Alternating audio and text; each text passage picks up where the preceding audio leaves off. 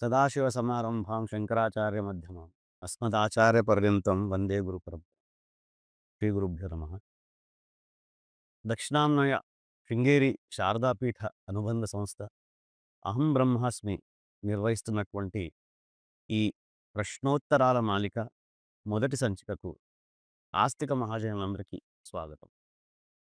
మీకు తెలిసినట్టుగానే అహం బ్రహ్మాస్మి అనే ఈ సంస్థ అనేక మాధ్యమాల ద్వారా ఆన్లైన్ అవ్వనివ్వండి, ప్రత్యక్షంగా కానివ్వండి, వేదాంత సదస్సులు, శంకర సాహిత్య ప్రచారం, ఇతరత్ర సనాతన ధర్మానికి సంబంధించినటువంటి అనేక విషయాలను దశ దిశలా చేర్చడానికి అనేక ప్రయత్నాలు చేస్తున్నాం. ఇందులో భాగంగానే నేడు ప్రశ్నోత్తరాల మాలిక సనాతన ధర్మం అనే అంశంపై మనతో విఖ్యాతిగాంచిన విద్వాంసులు ఉన్నారు. వారి గురించి చెప్పటానికి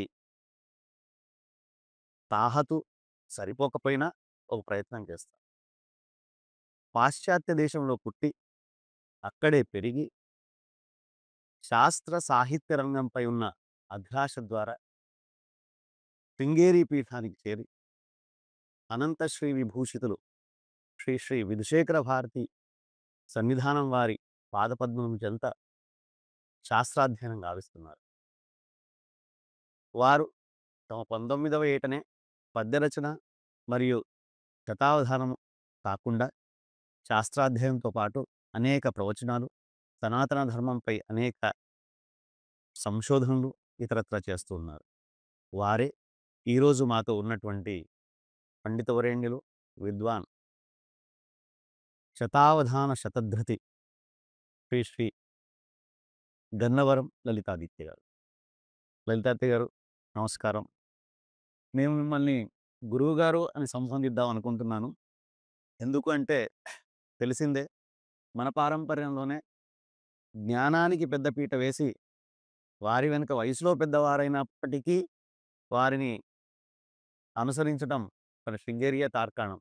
అందుకని దయచేసి ఒప్పుకోవాల్సిందిగా కోరుతూ, గురుగారు ఈ రోజటి మన అంశం ప్రశ్నోత్తర మాలిక సనాతన ధర్మం. ఈ అంశం ఎంచుకోవడానికి కూడా అహం బ్రహ్మాస్మి చేసినటువంటి ప్రయత్నం కానీ చూస్తే నేటి యువతలో ఈ సనాతన ధర్మం పైన నమ్మకం సడలిపోతుంది. అసలు ఈ సనాతన ధర్మం ఏమిటి అన్నది చెప్పేవారు లేరు. వారికి అనేకమైనటువంటి సంశయాలున్నాయి. సనాతన ధర్మం అంటే ఏమిటి? అసలు ఈ హిందూయిజం అంటే ఏంది? హిందుత్వం అంటే ఏంటి? ఇలా అనేకమైనటువంటి కొత్త కొత్త పదాల ద్వారా వారు ఆందోళన ఉన్నారు. ఈ యువతకు దిశానిర్దేశం చేయడానికి ఈ సంచికలో మీ ద్వారా అసలు ఈ సనాతన ధర్మం అంటే ఏమిటి? దీనికి హైందవానికి, హిందుత్వానికి వీటికి ఏమైనా సంబంధం ఉందా? అన్నది తెలుసుకోవాలనుకుంటున్నాం. మీ ద్వారా దయచేసి తెలుపవలసిందిగా కోరుతూ, ఉభయ జగద్గురువుల పాదపద్మాలకు సభక్తి శ్రద్ధంగా నమస్కరిస్తూ, మీరన్నట్లుగా ఈ దేశంలో ఎంతోమంది పాటించే ధర్మానికి సనాతన ధర్మం అనే పేరు కలదు. దీంట్లో 2 పదాలున్నాయి. సనాతనము, ధర్మము అని చెప్పి. సనాతన శబ్దానికి అనాదిగా ఉన్నది, పురాణమైనది, పాతకాలం నుండి ఉన్నది, సదాకాలము ఉండేది అని చెప్పి అర్థం. ధర్మం అంటే నిలిపేది. ధారణ ధర్మ ఇత్యుచ్యతే అని చెప్పి అంటారు.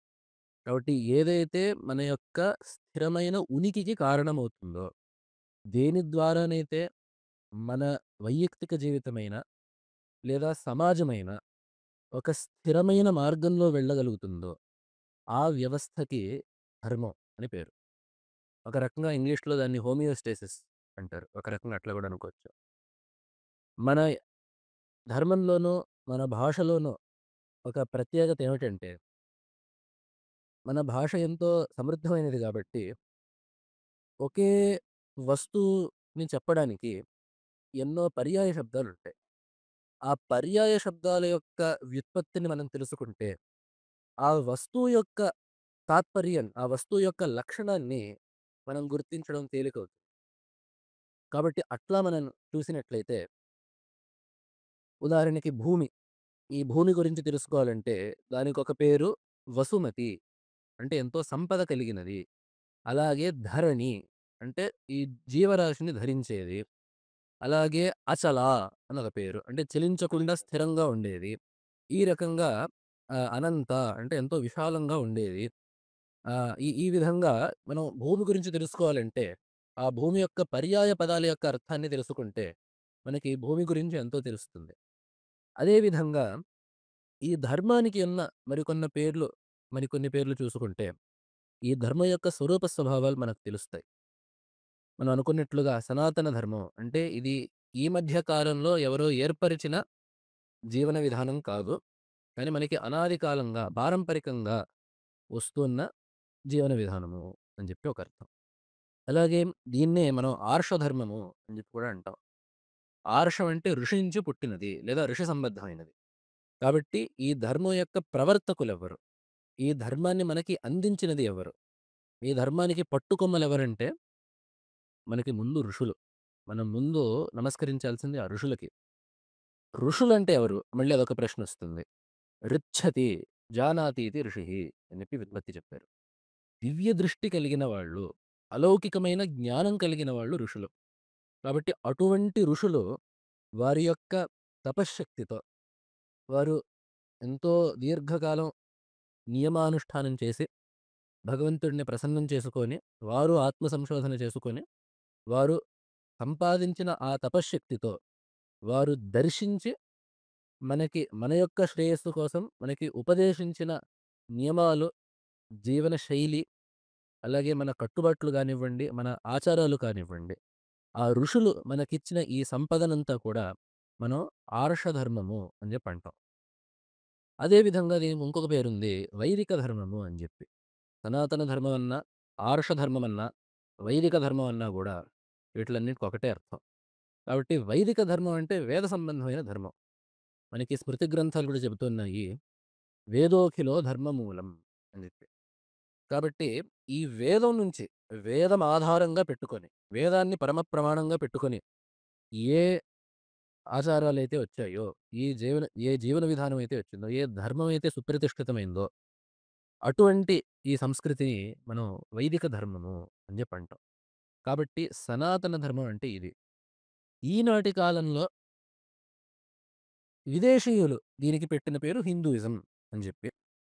ఇది నిజానికి ఈ పేరు పెద్ద తప్పుదేం గాదు. అయితే మన పేరు గాదు. వేరే వాళ్ళు దీనికి పెట్టిన పేరు. ఇప్పుడు మనం గంగని గంగా అంటాము. వాళ్ళు దాన్ని గ్యాంజీస్ అంటారు. ఓహో! అలా అని జెప్పి మనం గంగని గ్యాంజీస్ అనాల్సిన అవసరం లేదు. లేదు. మనం దాన్ని చక్కగా నోరారా గంగా అని మన పేరు పెట్టే పిలుచుకోవాలి. కాబట్టి వాళ్ళు ఇదేదో సింధు దేశం అట్లాంటి భౌగోళికమైన పరిధుల్ని దృష్టిలో బెట్టుకొని వాళ్ళ నోటికి పలికేటట్టుగా వీలుగా వాళ్ళు దీన్ని హిందూయిజం అని జెప్పి అన్నారు. హిందుస్థాన్‌లో ఉంది గాబట్టి అంటే ఆ సింధు దేశం. ఆ! అదంతా పెట్టుకొని అక్కడి నుంచి సింధు, హిందూ అదంతా చారిత్రకంగా ప్రసిద్ధమయ్యేది. కాబట్టి దాన్నంతా పెట్టుకొని వాళ్ళు హిందూయిజం అన్నారు. అయితే మనం దీన్ని పిలుచుకోవలసిన పేరు సనాతన ధర్మం, లేదా వైదిక ధర్మం, లేదా ఆర్ష ధర్మం. సో, ఇప్పటికీ సనాతన ధర్మం, హిందూయిజం అన్నవి పర్యాయ పదాలు కావు అంటారు. లేదా అవునంటారా? కావు అంటే అది మన పేరు గాదు. వేరే వాళ్ళు దీన్ని ఆ పేరు పెట్టి పిలుస్తున్నారు. మన పేరైతే కాదు. సంతోషం. అయితే సనాతన ధర్మీయులందరూ ఇప్పటివరకు హిందూయిజం పాటించేవాళ్ళం అనుకున్న వాళ్ళందరూ నేటి నుండి సనాతన ధర్మీయులం, సనాతన ధర్మం అనుయాయులం అని పిలుచుకోవడం సబబు అనిపిస్తుంది. అయితే గురువుగారు, ఇప్పుడు మనం సనాతన ధర్మం అంటే ఏమిటి అని తెలుసుకున్నాం. అయితే అసలు ఆ పర్యాయ పదాలేమిటి అని తెలుసుకున్నాం. మన యువత తక్కువ వారు కాదు. వారికున్న జిజ్ఞాసకి అనేక ప్రశ్నలు ఉద్భవిస్తూనే ఉంటాయి. వారి తరఫున నేను అడుగుతున్నాను. అసలు ఈ సనాతన ధర్మానికి మూలం ఏమిటి? ఇప్పుడు మనం ఈ ప్రపంచంలో ఉన్నటువంటి వేరే ఇతరత్రా మతాలను గాని చూసుకుంటే వారికంటూ ఒక మూలం ఉంది. ఇది మా మూలం అని చెప్తారు. మన సనాతన ధర్మానికి మూలం ఏమిటి? ఏవైనా గ్రంథాలున్నాయా? లేదా ఇంకేమైనా ఉన్నాయా? సనాతన ధర్మానికి మూలం ఏమిటని చెప్పగోరుతున్నాను. అలాగే. ఈ మూలం అంటే మనం దీన్ని 3 రకాలుగా చూడొచ్చు. ఇది ఏ కాలంలో ఉద్భవించింది? ఏ దేశంలో ఉద్భవించింది? ఎవరి వల్ల ఉద్భవించింది? మనం చూసేటప్పుడు ఈ 3 చూడాలి. ఈ సనాతన ధర్మం విషయానికొస్తే, ఏ కాలంలో ఉద్భవించింది అనే దానికి సమాధానంగా, మనం సనాతన ధర్మం అని జెప్పి చెప్పడం వల్ల ఇది అనాదిగా ఉన్నది అనాది. అని జెప్పి మనం చెప్పుకున్నాం. ఏ దేశంలో ఉద్భవించింది అని జెప్పంటే, మనం దీన్ని ఆర్షధర్మం అన్నాం గాబట్టి, ఎక్కడైతే ఋషులున్నారో అక్కడే ఈ ధర్మం వర్ధిల్లింది. అంటే ఈ పవిత్రమైన ఈ కర్మభూమిలో, ఎంతో పవిత్రమైన ఈ భారతదేశంలో హ్మ్. ఈ సనాతన ధర్మం నెలకొల్పబడింది అని జెప్పి తెలుసుకోవచ్చు. దీనికి మూలం ఏమిటి అని జెప్పి అన్నప్పుడు జెప్పి అనుకున్నాం. కాబట్టి వేదాలే మూలం. వేదాలే మూలము అని అవును. జెప్పి. అయితే మనకేమిటంటే మూలం అంటే ఇంకో అర్థం. ప్రమాణం అని జెప్పి కూడా అర్థం. ఈ ధర్మానికి ప్రమాణం ఏమిటి అని జెప్పంటే మనం అనుకున్నట్లుగా వేదాన్ని పరమ ప్రమాణంగా పెట్టుకొని, ఆ వేద సంవాది అయిన గ్రంథాలన్నీ అంటే వేదాన్ని ఆధారంగా పెట్టుకొని వచ్చిన సాహిత్యాన్ని గూడా మనం ఈ ధర్మానికి ప్రమాణంగా చూసుకోవచ్చు. వాటిల్ని మనం శృతి, స్మృతి, పురాణ ఇత్యాది భేదాలతో మనం చెబుతూ ఉంటాం. అయితే ధర్మం అంటే మనం అనుకున్నాము ఒక వ్యవస్థ. మన వైయక్తిక జీవనంలో గాని, సామాజిక జీవనంలో గాని అందరూ సుఖంగా, ప్రశాంతంగా ఉండడానికి కావాల్సిన వ్యవస్థ ఈ ధర్మము అని జెప్పి చెప్పుకున్నాం. కాబట్టి దానికి మూలం ఏమిటి? వేదం ఒక్కటేనా అని జెప్పి అనుకుంటే, మనకి శాస్త్రంలో ఒక పట్టిక చెప్పున్నారు దాంట్లో. వేదః, స్మృతిః, సదాచారః, స్వస్య చ ప్రియమాత్మనః. ఏతచ్చతుర్విధం ప్రోక్తం సాక్షాత్ ధర్మస్య లక్షణం అని జెప్పారు. దీన్నే మనకి ఇది మనుస్మృతిలో ఉన్న శ్లోకమే. ఇది కాకుండా మనకు ఇంకో ప్రసిద్ధమైన శ్లోకం వేదోఖిలో ధర్మమూలం మూలం. స్మృతిశైలే చ తద్విదాం ఆచారశ్చేవ సాధూనాం ఆత్మనస్తుష్టిరేవ హి. ఇదే విషయం జెప్పేది. మనకి పెద్దగా 4 ప్రమాణాలు. అది గూడా ఆహ్, పూర్వం బలీయం. ఉత్తరోత్తరం దాని తర్వాత అని ఉపజీవ్యం అని జెప్పి, ఉపజీవం అని జెప్పి, ఉపజీవకం అని జెప్పి. ముందు జెప్పింది వేదము. దాని తర్వాత జెప్పింది స్మృతి. దాని తర్వాత సదాచారము. దాని తర్వాత స్వస్య చ ప్రియం. అంటే మన మనస్సాక్షి. ఆ! స్వస్య చ ప్రియం అంటే మనస్సాక్షి. కాబట్టి ఇది ఎట్లా అంటే మనస్సాక్షి కంటే సదాచారం ప్రబలం. సదాచారం కన్నా స్మృతి ప్రబలం. స్మృతి కంటే శృతి ప్రబలం. వేదం. ఈ విధంగా శృతి. ఈ విధంగా ప్రాబల్య దౌర్బల్యాలు ఈ విధంగా ఉన్నాయి. వీటిలో ఏమిటంటే వేదం ఒక మాట చెప్పింది. దాన్ని ఎట్టి పరిస్థితుల్లో కాదనే మాట లేదు. దాని తర్వాత స్మృతి గ్రంథాలు. ఈ స్మృతి గ్రంథాలంటే మనకి ప్రసిద్ధంగా ఉండే ధర్మశాస్త్రాదులు. కాబట్టి వీటిలోనే మనకి ఆ మనుస్మృతి, యాజ్ఞవల్క్య స్మృతి, గౌతమ స్మృతి, మళ్ళీ సూత్రాలు, ఆపస్తంభ సూత్రాలు ఇత్యాది సూత్రాలన్నీ గూడా ఈ ఈ వాంగ్మయం అంతా గూడా వస్తుంది. అదే విధంగా మనకి మామూలుగా పురాణాల్ని, ఇతిహాసాలని గూడా స్మృతులుగా లెక్కబెట్టే పద్ధతొకటుంది. ఇప్పుడు సూత్ర భాష్యాలు గానివ్వండి, రకరకాల భాష్యాల్లో గూడా ఇది చ స్మృతం, ఇతి హి స్మర్యతే అని జెప్పి పురాణాల్లో నుంచి ఉదాహరించడం, అలాగే ఇతిహాసాల నుంచి ఉదాహరించడం గూడా ఒక అలవాటుంది. కాబట్టి అవి గూడా అట్లాంటి గ్రంథాలు గూడా మనకి ఈ స్మృతులు కిందకే లెక్కకొస్తాయి. అంటే ఇంతవరకు మనకి గ్రంథ సంపద. ఈ ధర్మానికి ప్రమాణమైన గ్రంథ సంపద ఇది. దీని తర్వాత మనకి అన్నీ వాచ్యంగా అందరికీ అన్ని గ్రంథాలు చదివి తెలుసుకుంటారని జెప్పి ఏమీ లేదు. అందరికీ ఇప్పుడు ఈ ధర్మంలోనే కాదు. ఇంకా ఏ విషయంలో అయినా గూడా అందరూ అన్నీ తెలుసుకొనే గ్రంథపూర్వకంగా తెలుసుకొనే చేస్తారని జెప్పి ఏమీ లేదు. కాబట్టి దాని తర్వాత పెట్టిందేమిటంటే సదాచారం. సత్పురుషులు ఏదైతే ఆచరిస్తారో అది మనకి ప్రమాణం. ప్రమాణం. రామవద్ వర్తితవ్యం న రావణాదివత్. రాముడు ఏం చేశాడో అది మనం చేయదగినది. రావణాసురుడు ఏం చేశాడో అది మనం చేయకూడదు. సత్పురుషులు ఏం చేస్తారో మనం అట్లనే జీవించాలి. కాబట్టి వాళ్ళ యొక్క ఆచారాన్ని చూసి మనం చేయడం. అదే భగవంతుడు గీతలో కూడా చెప్పాడు. యద్యదాచరతి శ్రేష్ఠః తత్తదేవేతరో జనః అని. దీని తర్వాత మనకన్నీ అక్కడ కూడా సమాధానం దొరక్కపోవచ్చు. అప్పుడేం జేయాలి అని జెప్పంటే, అప్పుడు చిట్ట చివరిగా ఇంకేది గ్రంథంలోనూ మనకు సమాధానం దొరకలేదు. ఆ గ్రంథాల్ని తెలిసిన విద్వాంసుల దగ్గర మనకు సమాధానం దొరకలేదు. అలాగే పెద్దవాళ్ళ ప్రవర్తనలో గూడా మనకు దానికి సమాధానం దొరకలేదు. మనస్సాక్షి. ఇట్లాంటి స్థలాలు మనకి ఎంత మన గ్రంథ సంపద జూసుకుంటే, ఆ వైశాల్యం జూసుకుంటే, ఇట్లాంటి సందర్భం అసలుండదు. మనకి గ్రంథంలో ఏదో ఒక విధంగా చెప్పబడిన సందర్భం అంటే మనకెక్కడ దొరకదు. మనకి దొరకలేదంటే ఏం చెప్ప మనకి తెలీదు. తెలీదు. మనకి గ్రంథాల్లో కనపడలేదు అని చెప్పంటే చూడనంత మాత్రం లేదు అని లేదని చెప్పి కాదు. కానీ మనకి దొరకలేదు. దొరకలేదు అంతే. అంటే వీటిలో ఎక్కడ మనకు దొరకలేదంటే, చిట్ట చివరిగా మనకేమిటంటే ఆత్మనః ప్రియం. మన మనస్సాక్షి దీన్ని ఆమోదిస్తోందా లేదా? ఎంత దుర్మార్గుడైనా గూడా వాడికి ఎక్కడో ఒక దగ్గర వాడి మనస్సు చెప్తూ ఉంటుంది వాడికి.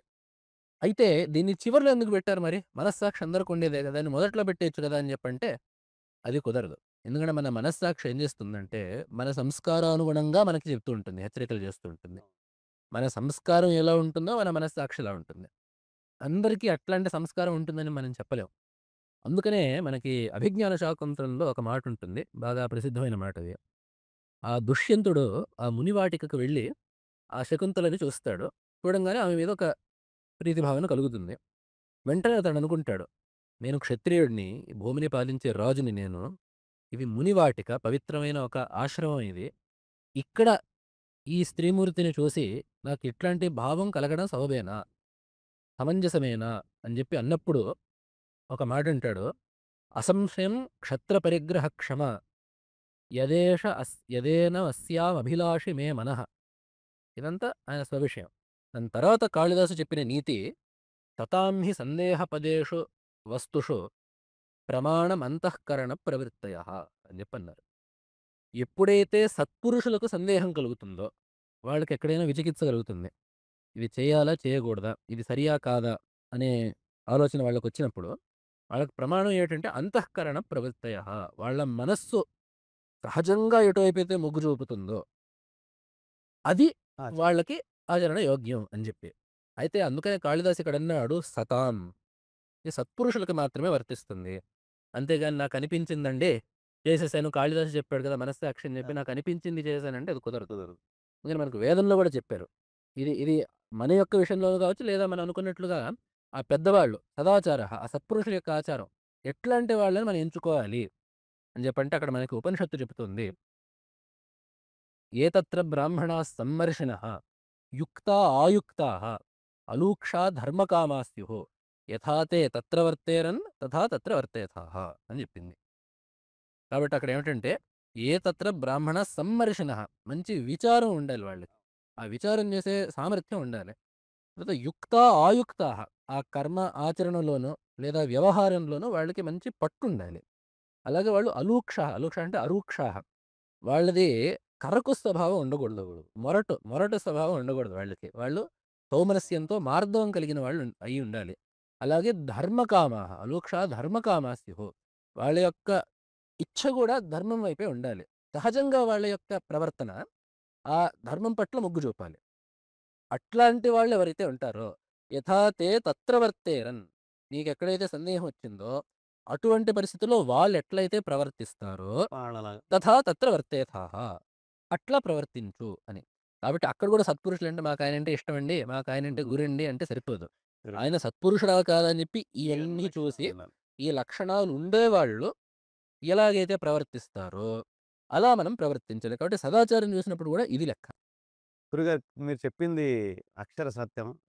మనం ఏదైనా సందిగ్ధంలో ఉన్నప్పుడు పెద్దల్ని చూసి నేర్చుకోండి, పెద్దల్ని చూసి చెప్పండి, చెయ్యండి అని మన పూర్వీకులు చెప్పడం. కాబట్టి ఆ పెద్దలెవరంటే ఇట్లాంటి వాళ్ళు. ఇట్లాంటి వాడు ఉండాలి. అయితే మీరు చెప్పిన దాంట్లోనే ప్రశ్న ఉంది. ఉత్తరం కూడా ఉంది. దానికి సంబంధించిన ప్రశ్న కూడా ఇంకోటి ఉద్భవిస్తుంది. మీరు చెప్పింది శృతి మొదలు, తర్వాత స్మృతులు, తర్వాత పెద్దలు, తర్వాత మనస్సాక్షి అన్నారు. ఇప్పటి యువత ఈ మార్గంలో కాకుండా నా మనస్సాక్షిగా నేను బతికితే తప్పేమిటి? ఈ ధర్మంలో గాని, ఈ సనాతన ధర్మం అనేసరికి ఇన్ని కట్టుబాట్లు, ఇన్ని ఆంక్షలు అన్న ఒక ధోరణిలో ఉన్నారు. యువత అనేసరికి మళ్ళీ మీరు కాదు. సదాచార సంపన్నులైన మీలాంటి వారు కాకుండా కొంతమంది, కొంతమంది యువత ఈనాటి ఈ లోకంలో అలాంటి ఆలోచనతో ఉన్నారు. అలాంటి వారికి మీరిచ్చే సందేశం ఏంటి? ఏది ప్రామాణికము? ఇది కట్టుబాట్లు నిజమా? దీన్నెందుకు పాటించాలి? దీనికి సనాతన ధర్మానికి ఉన్నటువంటి అంటే అది ఇట్లాంటి ప్రశ్న ఆలోచన లేకపోవడం, దీని గురించి ఆలోచించకపోవడం వల్ల వచ్చే ప్రశ్న ఇది. అంతేగాని ఆలోచించి వచ్చిన ప్రశ్న గాదు. ఎవరైతే నా మనస్సాక్షి చాలు ఇంక వేరేదేది అక్కర్లేదంటున్నారో, వీళ్ళింకా ఏ కట్టుబాట్లు పాటించట్లేదా వాళ్ళు? మన రాజ్యాంగంలో మన దేశ క్షేమం కోసం, రాష్ట్రాభివృద్ధి కోసం ఎన్నో కట్టుబాట్లు పెట్టున్నాయి. వాళ్ళెవరు వాటిల్ని పాటించట్లేదా? అలాగే మన రాష్ట్రం వరకు అక్కర్లేదు. మన ఇంట్లో మన అమ్మా, నాన్న మనకు కొన్ని ఇవి పెడతారు. నాన్న ఇట్లా ఉండాలి, ఇలా ఉండాలి, ఇలా జేయాలి, ఇలా జేయాలి అని జెప్పి పెడతారు. మనం వాటిని పాటించట్లేదా? కాబట్టి వీటిలిని పాటిస్తున్నప్పుడు, మన ఇంటి వరకు ఉన్న కట్టుబాట్లని, మన ఇంటి వాళ్ళు పెట్టే కట్టుబాట్లను మనం పాటిస్తున్నప్పుడు, మనం గౌరవిస్తున్నప్పుడు, అదే విధంగా మనం దేశం, మన క్షేమం కోసం మనం పెట్టే కట్టుబాట్లని మనం గౌరవిస్తున్నప్పుడు, మన ఋషులు మన కోసం పెట్టిన కట్టుబాట్లని పాటించకుండా ఉండడం అనేది అది యుక్తమైన విషయం కాదు. ఎందుకంటే ఇంకోటి కూడా చూడాలి. ఎవరైనా ఏమైనా చెప్పారంటే దానివల్ల వాళ్ళకేం వచ్చిందో కూడా చూడాలి మనం. మనకి ఇంత గ్రంథ సంపద ఇవ్వడం వల్ల, ఇంత చక్కగా ధర్మోపదేశం చేయడం వల్ల వ్యాస మహర్షికి ఎవరు సన్మానం చేయలేదు. వాల్మీకి మహర్షికి నయా పైసా సన్మానం ఇవ్వలేదు. సంభావన ఇవ్వలేదు. కాళిదాసాదులకి వాళ్ళకి రాజాస్థానాలు ఏమైనా ఉండొచ్చు. కానీ ఈ ఋషులకి, ఈ స్మృతికారులకి వాళ్ళకి ఏమీ రాలేదు. అందులో ఇంతకాలం అయ్యాక, మరి ఆ కాలంలో ఏమైనా విశేషణ గౌరవం దక్కుంటే దక్కుండొచ్చు. ఈ కాలంలో వాళ్ళకేమొచ్చింది దీనివల్ల? కాబట్టి వాళ్ళకి ఎటువంటి ప్రయోజనం లేదంటే, కేవలం మన యొక్క శ్రేయస్సు కోసం చెప్పారు అని చెప్పి అర్థం. మనం దాన్ని గౌరవించకపోతే, మనం మన పూర్వీకుల పట్ల కృతజ్ఞత కలిగిన వాళ్ళం అవుతాం మనం. కాబట్టి సామాన్య ధర్మాన్నన్నా పాటించడం యథాశక్తిగా ఆ శాస్త్రంలో అది కూడా చెప్పారు. ఈ ధర్మాన్నంటే ఈ పాతకాలంలో యజ్ఞయాగాదులు అవన్నీ చేశారు. ఏదో ఒక రకంగా చెప్పులేసుకోకుండా తిరగాలి. బ్రాహ్మణుడనేవాడు సంపాదించకూడదు, ఉద్యోగం చేయకూడదు. ఇవన్నీ పాతకాలంలో ఉన్నాయంటే ఉన్నాయి. అయితే మరి ఈ కాలంలో అవి కుదరవు గదా! అని జెప్పంటే, మనకి శాస్త్రంలో అది గూడా చెప్పబడింది. ఇవన్నీ యథాశక్తిగా చేసేవి. ఇవన్నీ మనకి ఉన్నదున్నట్టుగా చేయడం కుదరనప్పుడు, యథాశక్తిగా చేయడం అనేది అర్హమే అనేది మనకు శాస్త్రం చెప్పింది. కాబట్టి, ఒకవేళ మేం చెయ్యలేం గాబట్టి ధర్మం మాకక్కర్లేదు అనే మాట కుదరదు. అసలు ధర్మం అంటే ఈ నియమాలు, కట్టుబాట్లు ఇవే మాకక్కర్లేదు అని జెప్పంటే, అది గూడా అంత సరియైన మాట కాదది. సనాతన ధర్మంలో ఈ కట్టుబాట్లు, ఈ ధర్మాచరణ పాటిస్తే మంచిదే అని మీరు చెప్తున్నారు. అంటే మరి ఇప్పుడు ప్రశ్న ఉదయించేదెలా ఉంటే పాటించకపోతే దానికి ఏమిటి? పాటించకపోతే వారు బతకలేరా? అన్న ప్రశ్న కూడా ఉదయించే అవకాశం ఉంది. దీనికి మీరేమంటారు? ఇప్పుడు దీన్ని పాటించకపోతే ఏమవుతుంది అని. ఈ ధర్మంలో ఏం చెప్పారు? ధర్మాలంటే ఏమిటి? అనేది మనం చూసుకుంటే అహింస, సత్యం, అస్తేయం ఇవన్నీ గూడా ధర్మాలే. ఇవన్నీ మనకి ధర్మశాస్త్రంలో చెప్పినవే. మనకి ధర్మం అక్కర్లేదంటే ఇవి గూడా అక్కర్లేదని చెప్పాల్సొస్తుంది. ఇవి లేకుండా ఎవరైనా సుఖంగా బ్రతకగలరా? ఏ సమాజమైనా ఒక ఉనికిని నిలుపుకోగలదా? కాబట్టి అది సుతరాము కుదరదు. అదీ కాక మనం ఆస్తికులం గాబట్టి మనకి పుణ్యపాపాలు ఖాయంగా ఉన్నాయి అనే నమ్మకం. ఎందుకంటే పునర్జన్మ ఉన్నది, పుణ్యపాపాలు ఉన్నవి అనేదే మన నమ్మకం. ఈ ధర్మం విషయంలో ఏమిటంటే ఒక మాటుంది. "ఇతరులెరుగకున్న ఈశ్వరుడెరుగడా" అని ఎరడా చెప్పి మనకు తెలుగు సాహిత్యంలో ఒక మాటుంది.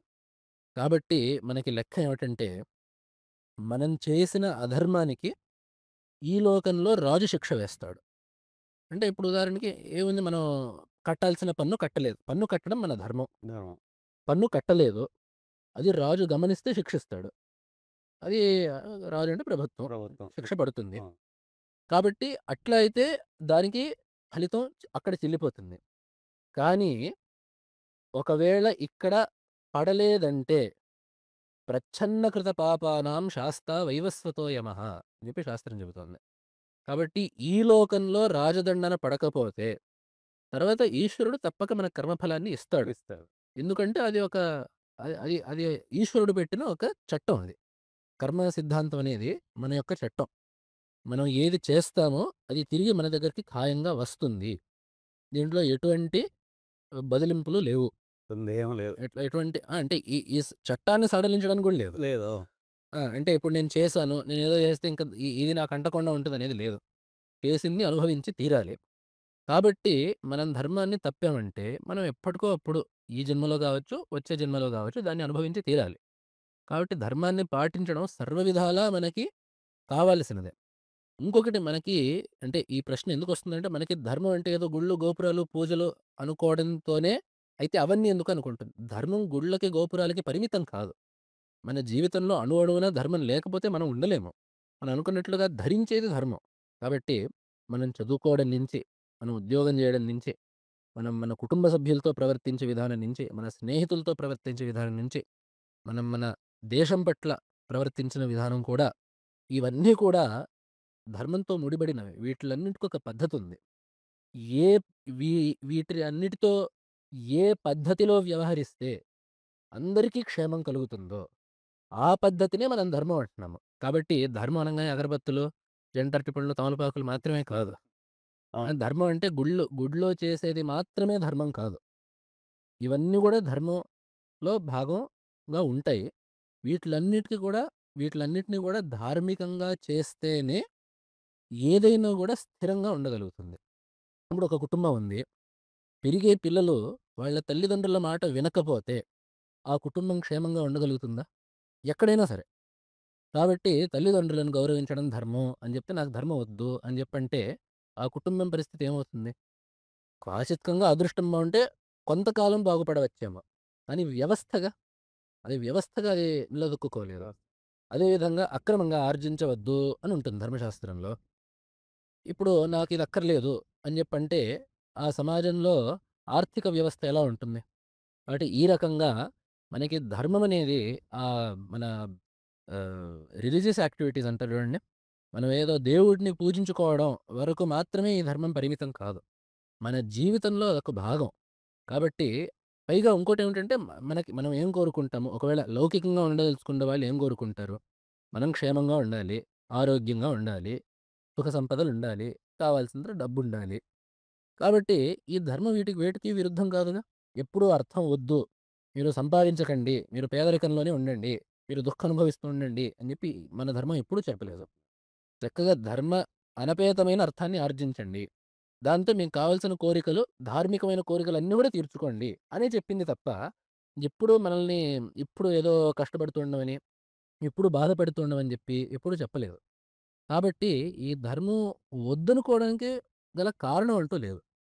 అద్భుతం గురువుగారు. అసలు మీతో మాట్లాడుతుంటే ఒక్కొక్క సంశయం అనే పొర తొలగిపోతూ ఉంది. అదే విధంగా మన యువతకు కూడా ఉంటుంది అని నేను అనుకుంటున్నాను. అయితే ఇప్పుడు మనం సనాతన ధర్మం గురించి మాట్లాడుకున్నాం. పవిత్ర గ్రంథాల గురించి మాట్లాడుకున్నాం. ధర్మాచరణ గురించి మాట్లాడుకున్నాం. అయితే ప్రతి ఒక్క మతానికి కూడా వాళ్ళదంటూ ఒక గ్రంథం ఉంది. ఈ గ్రంథంలో ఉన్నట్టుగా పాటించాలి అని. మనకు కూడా కొన్ని గ్రంథాలు ఉన్నాయి. మేవిందాక చెప్పినట్లు వేదాల నుండి మన గ్రంథాలకి, ఆ గ్రంథాలకు ఉన్నటువంటి సారూప్యత కానీ, లేదా మన గ్రంథాలకున్న వైశిష్ట్యం ఏమిటి? ఇది మీరు చెప్తే వినాలను. హ్మ్. మీరన్నట్లుగా మనం మనం గూడా అనుకున్నట్లుగా ఈ ధర్మానికి మూలమనేది శృతి. అదే వేదం. వేదం. ఈ వేదానికి ఈ పేరెందుకొచ్చిందంటే, మనకు తెలిసిన విదుధాతు, సంస్కృతంలో విదుధాతు, వేత్తే మొదలైన ఆ ధాతువుకి తెలుసుకొనుట అని జెప్పి అర్థం. కాబట్టి వేదము అంటే జ్ఞానము అని జెప్పి అర్థం. దేనికి సంబంధించిన జ్ఞానం? ఇప్పుడు మొక్కలెలా మొలుస్తాయి అని చెప్పి వేదంలో ఉంటుందా? అట్లా పాటల్లో ఉంటుంది. కాబట్టి ఎట్లాంటి విషయాలు మనకు వేదం తెలుపుతుంది అని జెప్పంటే, దానికి గూడా మనకు శాస్త్రంలో జెప్పున్నారు. ప్రత్యక్షేణ అనుమిత్యావా యస్తూపాయో న బుధ్యతే ఏనం విదంతి వేదేన తస్మాద్వేదస్య వేదత అని జెప్పి. వేదస్య వేదత. వేదాన్ని వేదంగానే ఎందుకు పిలుస్తారు అని జెప్పంటే, ప్రత్యక్షం, అనుమానం మొదలైన ప్రమాణాల ద్వారా ఏ ఉపాయాలైతే మనకి తెలుసుకోవడానికి శక్యములు కావో, వాటిని వేదం మనకి చెబుతోంది. కాబట్టి దాన్ని వేదం అన్నారు అని. ఎక్కడైతే ప్రత్యక్ష ప్రమాణం లేదో, వాటి గురించి కూడా వేదంలో ఉంటుందంటారు. అంటే లేదు అని జెప్పి కాదు. దేన్నైతే మనం ప్రత్యక్ష ప్రమాణం ద్వారా తెలుసుకోవడానికి ఉండదో. ప్రత్యక్షమే కాదు అనుమానం గూడా. అనుమానం, ఉపమానం ఇవన్నీ మనకి ప్రమాణాలన్నీ ఉన్నాయిగా. అనుపలబ్ధి, శాబ్దం ఇవన్నీ ఉన్నాయి. కాబట్టి ఏ విషయాలనైతే ఈ లౌకిక ప్రమాణాల ద్వారా మనం గ్రహించడానికి శక్యం కాదో, దాన్ని గురించి మనకు వేదం చెబుతుంది అని. అయితే మరి మధ్యలో మనకి వేదం మనకు తెలిసిన విషయాలనే కొన్నిటిని చెబుతూ ఉంటుంది. ఉదాహరణకి మధ్యలో ఒక దగ్గర అర్థవాద శృతి ఒకటుంది. అద్దిర్హిమస్య భేషజం అనుంది. చలికి మందు నిప్పు అనుంది. ఇది మనకు తెలిసిన విషయమేగా. అందరికీ తెలిసిన విషయమే. చలికాలం కాగానే హీటర్ వేయండి అంటాం మనం. కాబట్టి మరి ఇది ప్రత్యక్షంతో తెలుస్తుంది గదా! అని జెప్పంటే, వేదం మనకి అలౌకికమైన విషయాలను చెబుతుంది అని జెప్పంటే, వేదం యొక్క పరమ తాత్పర్యం అక్కడుంది అని జెప్పి. ఇప్పుడు అందుకనే మనం వేదాన్ని 2 విధాలుగా విభజిస్తాం. కర్మకాండ, జ్ఞానకాండ అని జెప్పి. జ్ఞానకాండ. వీటి యొక్క పరమ తాత్పర్యం ఒకటుంటుంది. చివరికి వేదం ఏం చెబుతోంది? చాలా విషయాలు వేదంలో చెప్పబడున్నాయి. ఇవన్నీ ఎందుకు చెబుతోంది అని జెప్పంటే, అది ప్రత్యక్షం ద్వారా మనకి తెలుసుకోవడానికి వీలు కాదు. ఉదాహరణకి యజ్ఞం జేస్తే స్వర్గం వస్తుంది అనేది ఎటువంటి ప్రత్యక్ష ప్రమాణం ద్వారా రాదు. అదే గాకుండా ఇప్పుడు ఆ యజ్ఞం ఎలా చేయాలి? ఈ దేవత, ఈ మంత్రం, ఈ హవిస్సు, ఈ దేవత ఇది, ద్రవ్యం ఇది అని. ఇదంతా మనకెలా తెలుస్తుంది? కాబట్టి ఇదంతా మనకి వేదం లేకపోతే ఇదంతా తెలిసే అవకాశం లేదు. ఈ విధంగా ఈ జ్ఞానం విషయంలో అయితే ఈ ఆత్మ, బ్రహ్మ, పరమాత్మ ఇట్లాంటి విషయాలు గూడా మనకి వేదం చెప్పకపోతే మనకు తెలుసుకోవడం కష్టం. కాబట్టి అక్కడ వేదం మనకి తెలియంది చెబుతోంది. కాబట్టి అందుకనే మనం ఇంకోటేమన్నామంటే వేదాన్ని అపౌరుషేయం అని కూడా అన్నాం. అపౌరుషేయం కావడం వల్ల ఏమిటంటే పురుషులకుండే భ్రమ ప్రమాదాది దోషాలు వేదానికి పట్టవు. ఇప్పుడు ఒకడేమైనా గ్రంథం రాసాడంటే వాడు తప్పు రాయొచ్చు. వాడేమైనా తప్పుగా తోచించి రాయొచ్చు. తెలుసుకోవచ్చు. లేదా వాడికి తెలిసినా గూడా వాడి వ్యక్తి అంటే వాడికి సరియైన జ్ఞానం ఉండొచ్చు. కానీ వాడు దాన్ని వ్యక్తపరచడంలో అప్పుడప్పుడు సరియైన పని చేయకపో సరి అయిన ఆ శబ్దాల్ని వాడకపోవచ్చు. కాబట్టి ఈ రకంగా పురుషనిష్టమైన దోషాలు కొన్నుంటాయి. అవేవి వేదానికి లేవు. అందుకనే వేదాన్ని ఎవరు వ్రాయలేదు. వేదాన్ని దర్శించారు.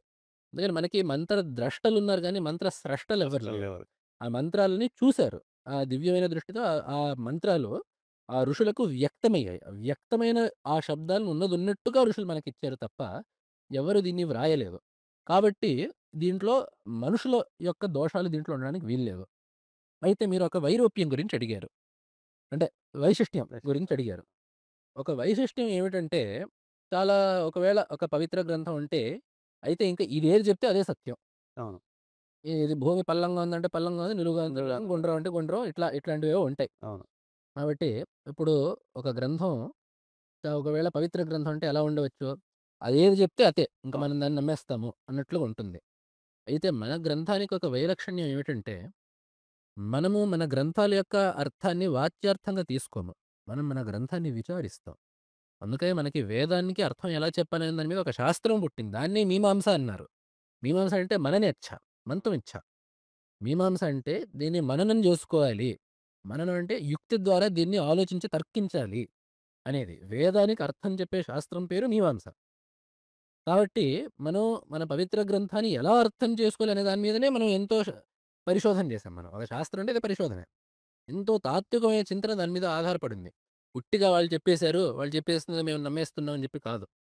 అందుకనే మనకి వేదాన్ని అర్థం చేసుకునేటప్పుడు కూడా ఒకవేళ ప్రత్యక్ష విరోధం ఉంటే, మనం ప్రత్యక్షానుసారంగా కొన్ని చోట్లల్లో ఆ వేదానికి అర్థం చేసుకోవాలి మనం. ఉదాహరణకి ఒక దగ్గర ఆదిత్యో యూపః అని చెప్పి ఉంటుంది. యూపస్తంభం అని చెప్పి ఆ యజ్ఞ ప్రక్రియలో ఆ హ్మ్. ఆలంబ్యమైన దాన్ని కట్టే ఆ కొయ్యని యూపం అంటారు. యజమానుడు ఆ ఆదిత్యో యూపః అంటే ఆదిత్యుడే యూపము అని చెప్పి. ఇది ప్రత్యక్ష విరుద్ధం. యూపం అంటే ఒక కొయ్య. దాన్ని కాగితంతో గాని దేనితోనైనా చేస్తారు అవును. దాన్ని. ఆదిత్యుడు అంటే సూర్యగోళం అదెక్కడో ఉంది. మండుతుంటుంది. అది బాగా తేజస్వంతంగా ఉంటుంది. అది ఇది ఒకటే అనేది ప్రత్యక్ష విరుద్ధం. ఒకవేళ మనం ఉట్టిగా అదేది చెప్తే మనం దాన్ని నమ్మేస్తున్నాము అని చెప్పి అనే పరిస్థితి అయ్యుంటే, అయితే ఈ యూపమే ఆదిత్యుడు. సూర్యగోళం అంటే ఇదే. అయితే మనం ఆదిత్యుడికి చేసే పూజలన్నీ దీనికి చేయాలి అని చెప్పి మనం భావించి ఉండవలసింది. కానీ మన గ్రంథం అట్లా గాదు. మన పద్ధతి అట్లా గాదు. మన మీమాంస అట్లా ఉండదు. మనం ఏం చేస్తాం అది ప్రత్యక్ష విరుద్ధమైనది. కాబట్టి దీన్ని అర్థవాద వాక్యంగా మేము లెక్కబెడుతున్నాము. కాబట్టి ఆదిత్యో యూపః అంటే ఆదిత్యుడు ఎలాగైతే శ్రేష్ఠుడో, ఈ యూపస్తంభం గూడా అట్లానే శ్రేష్టమైనది. ఎంతో అభ్యర్హణీయమైనది. ఎంతో గౌరవించదగినది అని జెప్పి అర్థం చేసుకుంటాం తప్ప, ప్రత్యక్ష అంటే అది చెప్పింది చెప్పినట్టుగా గ్రహించం మనం. అది. కాబట్టి ఇదొక వైశిష్ట్యం మనకి. ఆ విచారం చేసేటప్పుడు ఆ శబ్ద ప్రత్యక్ష ప్రమాణాలకి ఎంతవరకు దేన్ని తీసుకోవాలి? అలాగని జెప్పి అక్కడెక్కడైతే ప్రత్యక్ష విరోధం వచ్చిందో అక్కడంతా మేము శబ్దాన్ని పక్కన పెట్టేస్తాం అంటే అది గూడా కుదరదు. ఎందుకంటే మనకి శాస్త్రంలో ఏం జెప్పుంది? చంద్ర ప్రాదేశికత్వ భ్రమం అని జెప్పి ఒకటుంది. ఈ చంద్రుడు మనకి చూస్తే ఎంత కనపడతాడు చంద్రుడు రాత్రిపూట ఆకాశంలో అంటే అరచేతంత కనపడతాడు. అయితే మనకు ప్రత్యక్షం ద్వారా ఏం తెలుస్తుంది? చంద్రుడు అరచేతి ప్రమాణంలో ఉంటాడు. ఇది మనకు ప్రత్యక్షంతో తెలుస్తూ ఉంటుంది. కానీ మనకు శాస్త్రాల్లో ఉంది. చంద్రుడు అల్ప పరిమాణకుడు కాదు. మహాపరిమాణకుడు. ఆ మహత్పరిమాణమే చంద్రుడికుంటుంది. దాని యొక్క ప్రమాణం కూడా చెప్పబడింది. మన జ్యోతిష్ శాస్త్రంలో ఉందది ఆ విషయం. అక్కడేం చేస్తున్నాము? మనం ప్రత్యక్షాన్ని పక్కన పెట్టి మనం శాస్త్రాన్ని తీసుకుంటున్నాం. శాస్త్రం తీసుకు ఇది ఏదో మనం వేదంతోనే చేస్తున్నాం అని చెప్పి కాదు. ఇది మనం నిత్య జీవితంలోనూ చేసేది. ఇప్పుడు మనం ఎవ్వరం కూడా మనం చంద్రమండలానికి వెళ్ళలేదు. ఎవరైతే అక్కడికి వెళ్లారో వాళ్ళు ఇది పెద్దగుంది అని చెప్పొచ్చి చెప్పారు. పోనీ మనకి వేరే ప్రమాణాలు ఇప్పుడున్నాయి. అలాగే ఏదో చంద్రుడు ఏ రంగులో ఉంటాడు? మనకి చంద్రుడు చూడడానికి తెల్లగా కనపడుతూ ఉంటాడు. కానీ అక్కడ వెళ్ళినప్పుడు చూస్తే మనకు తెలుస్తుంది అది ధూమ్రవర్ణంలో ఉంటుంది. అక్కడ ఉండే ధూళి అదంతా ధూమ్రవర్ణంలో ఉంటుంది. కాబట్టి మనం ఏం చేస్తున్నాము అంటే ఎవ్వరూ అక్కడికి వెళ్ళలేదు. అక్కడ వెళ్ళని వాడొకడున్నాడు. అక్కడ వాళ్ళు తీసిన ఫోటోలు చూడని వాడొకడున్నాడు. అయినా గూడా వాళ్ళు వెళ్ళొచ్చిన వాళ్ళు చెప్తారు అక్కడ ఇట్లా ఉందని చెప్పి. అప్పుడు వాడేం చేస్తున్నాడు? వాడి ప్రత్యక్షాన్ని వాడు పక్కన పెట్టి, ఆ శబ్ద ప్రమాణాన్ని ఆప్తవాక్యం అనే శబ్ద ప్రమాణాన్ని నమ్ముతున్నాడు. కాబట్టి ఇట్లాంటి విచారం మనం చేసాం. వేదాన్ని ఎక్కడ మనం నమ్మామంటే వేదానికి యొక్క పరమ ప్రమాణం ఎక్కడ పెట్టుకున్నామంటే మనం చెప్పినట్లుగా, ఎక్కడైతే అసలు వేరే ప్రమాణం ద్వారా ఈ విషయం మనకి తెలియనే తెలీదు అనుకున్నామో, అక్కడ వేదాన్ని పెట్టుకున్నాం. అదేవిధంగా బహుప్రమాణ విరోధం లేకుండా వేదానికి అర్థం మనం చెప్పుకుంటూ వచ్చాం. ఆ బహుప్రమాణ విరోధం అనేది మనం చాలా ముఖ్యంగా పెట్టుకున్నాం. కాబట్టి వేదాన్ని మనం అర్థం చేసుకుంటాము. వేదంలో ఎక్కడైనా పరస్పర వ్యాఘాతం కనపడేట్టుంటే దాన్ని గూడా ఈ మీమాంస ప్రక్రియ ద్వారా ఆ పరస్పర విరోధాలు లేకుండా గూడా మనం వేదానికి అర్థం జెప్పాము. అలాగే దాని తర్వాత మనం ఏం జేసామంటే, ఆ తాత్పర్యాన్ని తెలుసుకోవడానికి తగిన ప్రమాణాలను ఆలోచించాం. మళ్ళీ దానికి అనుకూల తర్కాలని జెప్పి అంటారు. వేదాన్ని తాత్పర్యం మనం తెలుసుకోవాలి. దానికి అనుకూలమైన తర్కం ఒకటి చెప్పాలి మనం. కాబట్టి అది మనం చెప్పాలి. దాని తర్వాత ప్రత్యక్షానుమాని ప్రమాణ సంవాదిత్వం గాని, విసంవాదిత్వం గాని చూడాలి. ఇదంతా చూసి మనం వేదానికి ఇది అర్థము అని చెప్పి నిర్ణయించాము. ఇంత ఉత్కృష్టమైన విచారం మనం కొన్ని వేల ఏళ్ల క్రితం చేశాం. ఇది ఇప్పటి విషయం గాదిది. కాబట్టి మన గ్రంథం యొక్క ప్రత్యేకత ఏమిటంటే, మన పవిత్ర గ్రంథాన్ని చూసేటప్పుడు కూడా మనం శృతిమతస్తర్కోనుసంధీయతాం అని భగవత్పాదులు చెప్పినట్లుగా శృత్యనుసారంగా మనం తర్కాన్ని ప్రయోగిస్తాము. కుతర్కాలు చేయము. అలాగేనని జెప్పి వాచ్యార్థమే పరమార్థం అని జెప్పి గుడ్డిగా నమ్మము. ఇంత విచారం పెట్టుకొని వేదం యొక్క ప్రామాణ్యాన్ని గూడా సర్వథా విశ్వసించి, దానికి ఇంత జాగ్రత్తలు తీసుకొని, వేదం యొక్క అర్థాన్ని మనం సరిగ్గా చెబుతున్నామా లేదా అనే జాగ్రత్తలు తీసుకొని మన వేదానికి అర్థం చెబుతున్నాం. ఇట్లాంటి ప్రక్రియ మనకి ప్రపంచంలో మృగ్యం. భారతదేశంలో మాత్రమే అటువంటి ప్రక్రియ ఉంది. సందేహం లేదు. మన యొక్క ప్రక్రియను తీసుకొని తర్వాత జైనులు గాని, బౌద్ధులు గాని ఇటువంటి పద్ధతుల్ని కొన్నిటిని వాళ్ళు అవలంబించారు. కానీ ఇట్లా ఈ పవిత్ర గ్రంథం పట్ల ఇటువంటి దృష్టి మనకి ఈ భారతదేశంలో మాత్రమే కనబడుతుంది. అద్భుతం. సనాతన ధర్మానికి ఉన్నటువంటి మూలము వేదమని నాకు తెలిసి ఇప్పుడు యువతంతా ఈ వేదం అంటే ఏంటి అన్న రీసెర్చ్‌లో పడతారన్న కాంక్ష కూడా నాకుంది. అయితే ఇప్పుడు సనాతన ధర్మానికి, వేదాన్ని వేరు చేసి చూడలేము మనం. సనాతన ధర్మానికి మూలమే వేదం అనుకున్నాము. వేదోక్తమైనటువంటి ధర్మం అని అనుకున్నాం. అసలు ఈ వేదం మీరు సగం వరకు చెప్పారు కానీ నాకు ఇంకా తెలుసుకోవాలనిపిస్తుంది. అసలు ఈ వేదంలో ఏముంది? దీనికి అంతటి పవిత్రమైన లేదా ఉత్కృష్టమైన స్థానం మనం సనాతన ధర్మంలో ఎందుకు కల్పించాం? హ్మ్. మనం అనుకున్నట్లుగా ఈ వేదం అపౌరుషేయం కాబట్టి ఎంతో ఉత్కృష్టమైనది. మిగతావన్నీ గూడా పౌరుషేయాలు గాబట్టి వాటికి ఒక స్థానం ఉంది. ఆ! వాటి పై స్థానం వేదంది. ఇంకో విషయం ఏమిటంటే మనం అనుకున్నట్లుగా ఈ వేదంలో ఏముంది అని జెప్పి అడిగారు గదా! కాబట్టి ఈ వేదంలో ఏముంది అని జెప్పంటే, మనం వేదాన్ని సామాన్యంగా మనం 2 భాగాలుగా విడదీస్తాం. ఒకటి కర్మకాండ, ఒకటి జ్ఞానకాండ. ఈ కర్మకాండలో ఏం చెప్పబడింది అని జెప్పంటే, ధర్మార్థ కామాలకి కావాల్సిన విషయాలన్నీ చెప్పబడున్నాయి. అంటే ఒకటి కొన్ని కట్టుబాట్లు ఎలా జీవించాలి అనేది, అట్లాంటివి కొన్ని మాటలు ఉండనే ఉన్నాయి. అలాగే ముఖ్యంగా కర్మలు. ఏ ఫలితాన్ని ఉద్దేశించి ఏ కర్మ చేయాలి? ఆ కర్మలో ఏవేవి భాగాలు? వీటిల్నే మనం తస్మాత్ యాగాదిరేవ ధర్మః అని చెప్పి ఒక మాటుంది. కాబట్టి ఈ వేదంలో చెప్పబడే ఈ యజ్ఞయాగాదులు, ఇష్టులు చాలా భాగం అవుంటాయి. అవి కాక మనం అనుకున్నట్లుగా మనం జీవితంలో పాటించాల్సిన నియమాలు. ఆహ్, తర్వాత మనం అసత్యాన్ని పలకకూడదు, సత్యాన్నే పలకాలి. ఇట్ ఇట్ ఇట్లాంటి విషయాలు మనం ధర్మాన్ని పాటించాలి. తర్వాత మనం పరాయి ద్రవ్యాన్ని స్వీకరించకూడదు. ఇట్లాంటి విషయాలు గూడా ఉన్నాయి. మనం ఇట్లాంటి ధర్మాలు ఉన్నాయి. అలాగే చాలా భాగంగా ఎంతో విస్తారంగా ఈ యజ్ఞయాగాది కర్మల యొక్క స్వరూపం వివరించబడింది. వీటి యొక్క పరమార్థం స్వర్గం. అలాగే ఇది నిజానికి వేదంలో 90% ఇదే. 10% మన యొక్క ఉపనిషద్ భాగం. దాన్ని మనం జ్ఞానకాండ అని చెప్పి అంటాం.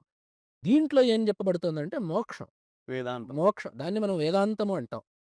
కాబట్టి ఈ 10% వేద వాంగ్మయంలో 10% అయినా ఇంకా 10% కంటే కూడా తక్కువే ఉంటుంది. ఆ చిన్న భాగాన్ని, ఆ చివరి భాగాన్ని మనం ఉపనిషత్తులు అని చెప్పి అంటాము. అవి మనకి వేదాంతం గురించి అంటే మనం మోక్ష శాస్త్రంగా మనం దాన్ని చూస్తూ ఉంటాం. మోక్షం ఎలా వస్తుంది? ఆత్మ యొక్క స్వరూపం ఏమిటి? ఇట్లాంటి విషయాల్ని అది మనకు తెలియజేస్తూ ఉంటుంది. అయితే ఇక్కడికి మనకో సందేహం వస్తుంది. అయితే ఎక్కువుండేది ముఖ్యమా? తక్కువుండేది ముఖ్యమా హుహు. అని జెప్పి. అయితే వేదం అంత ఎక్కువగా కర్మల గురించి చెప్పింది గదా! ఇంత ఒక్క ముక్క ఓహ్! ఓహ్! కొద్దిగా అంటే దాంతో పోలిస్తే ఎంతో తక్కువ. స్వల్పమైన పరిమాణం ఉండేది గదా! దీనిది. ఈ ఉపనిషత్ భాగానిది. అయితే మరి అదే ప్రధానం అయ్యుంటుంది. ఈ ఉపనిషత్తుకి అంత ప్రాధాన్యం లేకపోవచ్చు అని ఒక ఆలోచన కొంతమందికి రావచ్చు. అయితే దీనికెట్లా అంటే పూర్తి విపరీతం. ఇది 80-20 ప్రిన్సిపల్ అంటారు. ఆ! ఇది ఎట్లాంటిదంటే మనకి ఒక టెక్స్ట్ బుక్‌లో చాప్టర్ మొత్తం ఒక 50 పేజీలుంటుంది. సమ్మరీ ఒక పేజీ ఒక ఉంటుంది. పేజీ ఉంటుంది. కదూ! అట్లాంటిదనమాట. అంటే అందుకని దీన్ని వేదాంతం అన్నారు. అంతం అంటే చివరి భాగం అని మాత్రమే కాకుండా నిశ్చయము అని జెప్పి కూడా అర్థం ఉంది సంస్కృతంలో. నిజానికి వేదాంతం అన్నప్పుడు అదే అసలైన విషయం. వేదాంతం అంటే వేదం యొక్క చివరి మాట. వేదం మనకి చివరిగా ఏం తెలుపుతుంది? ఎన్ని కర్మలన్నా చేయొచ్చు. చివరి మాటగా వేదం మనకేం చెబుతోంది అని చెప్పమంటే, మనిషి సాధించవలసింది మోక్షము. జ్ఞానం. మోక్షానికి కావాల్సింది జ్ఞానము. మరి ఈ కర్మకాండ సంగతేమిటి ఇంత విస్తారంగా ఎందుకు చెప్పారంటే, ఆ జ్ఞానానికి చిత్తశుద్ధి గావాలి. మోక్షానికి జ్ఞానం గావాలి. జ్ఞానానికి చిత్తశుద్ధి గావాలి. చిత్తశుద్ధికి కర్మాచరణ కావాలి.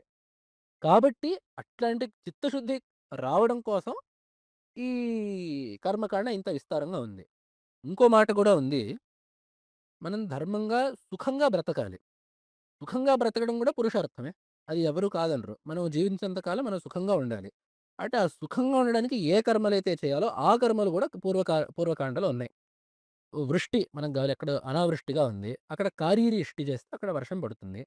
లేదా ఎవరికో పశువులు కావాలి. దానికి ఉద్భిద్యాగం జేయాలి.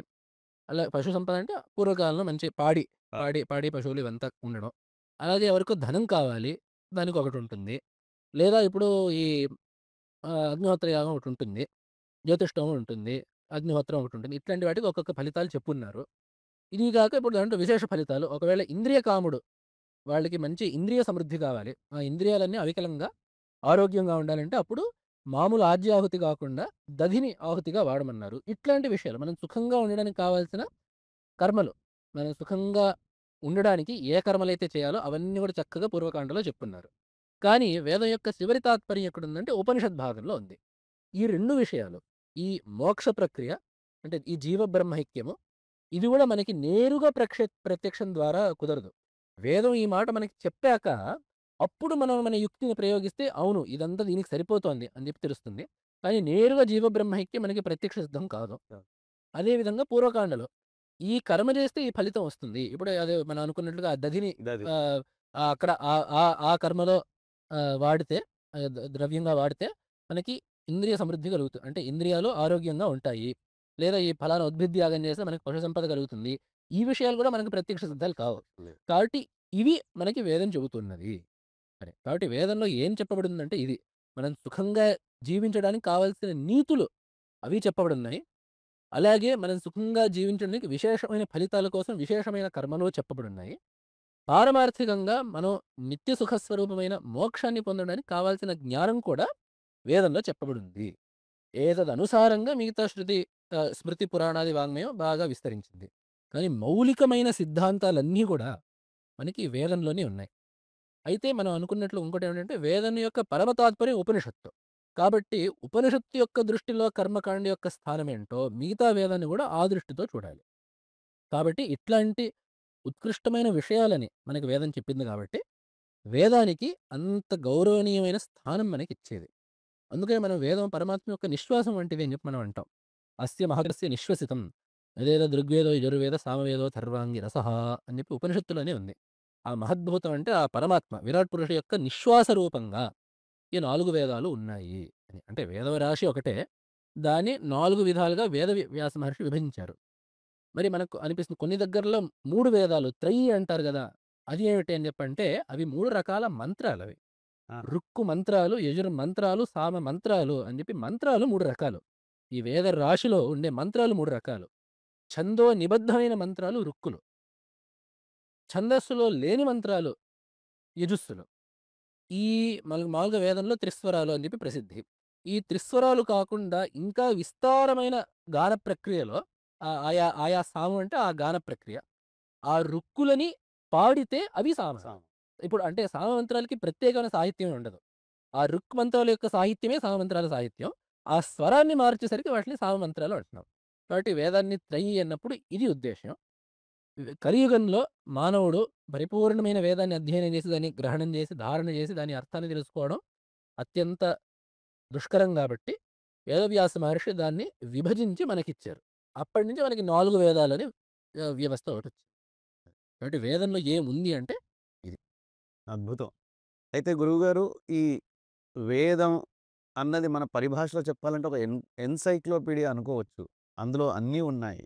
కర్మ భాగం ఉంది. ఆ! అదే.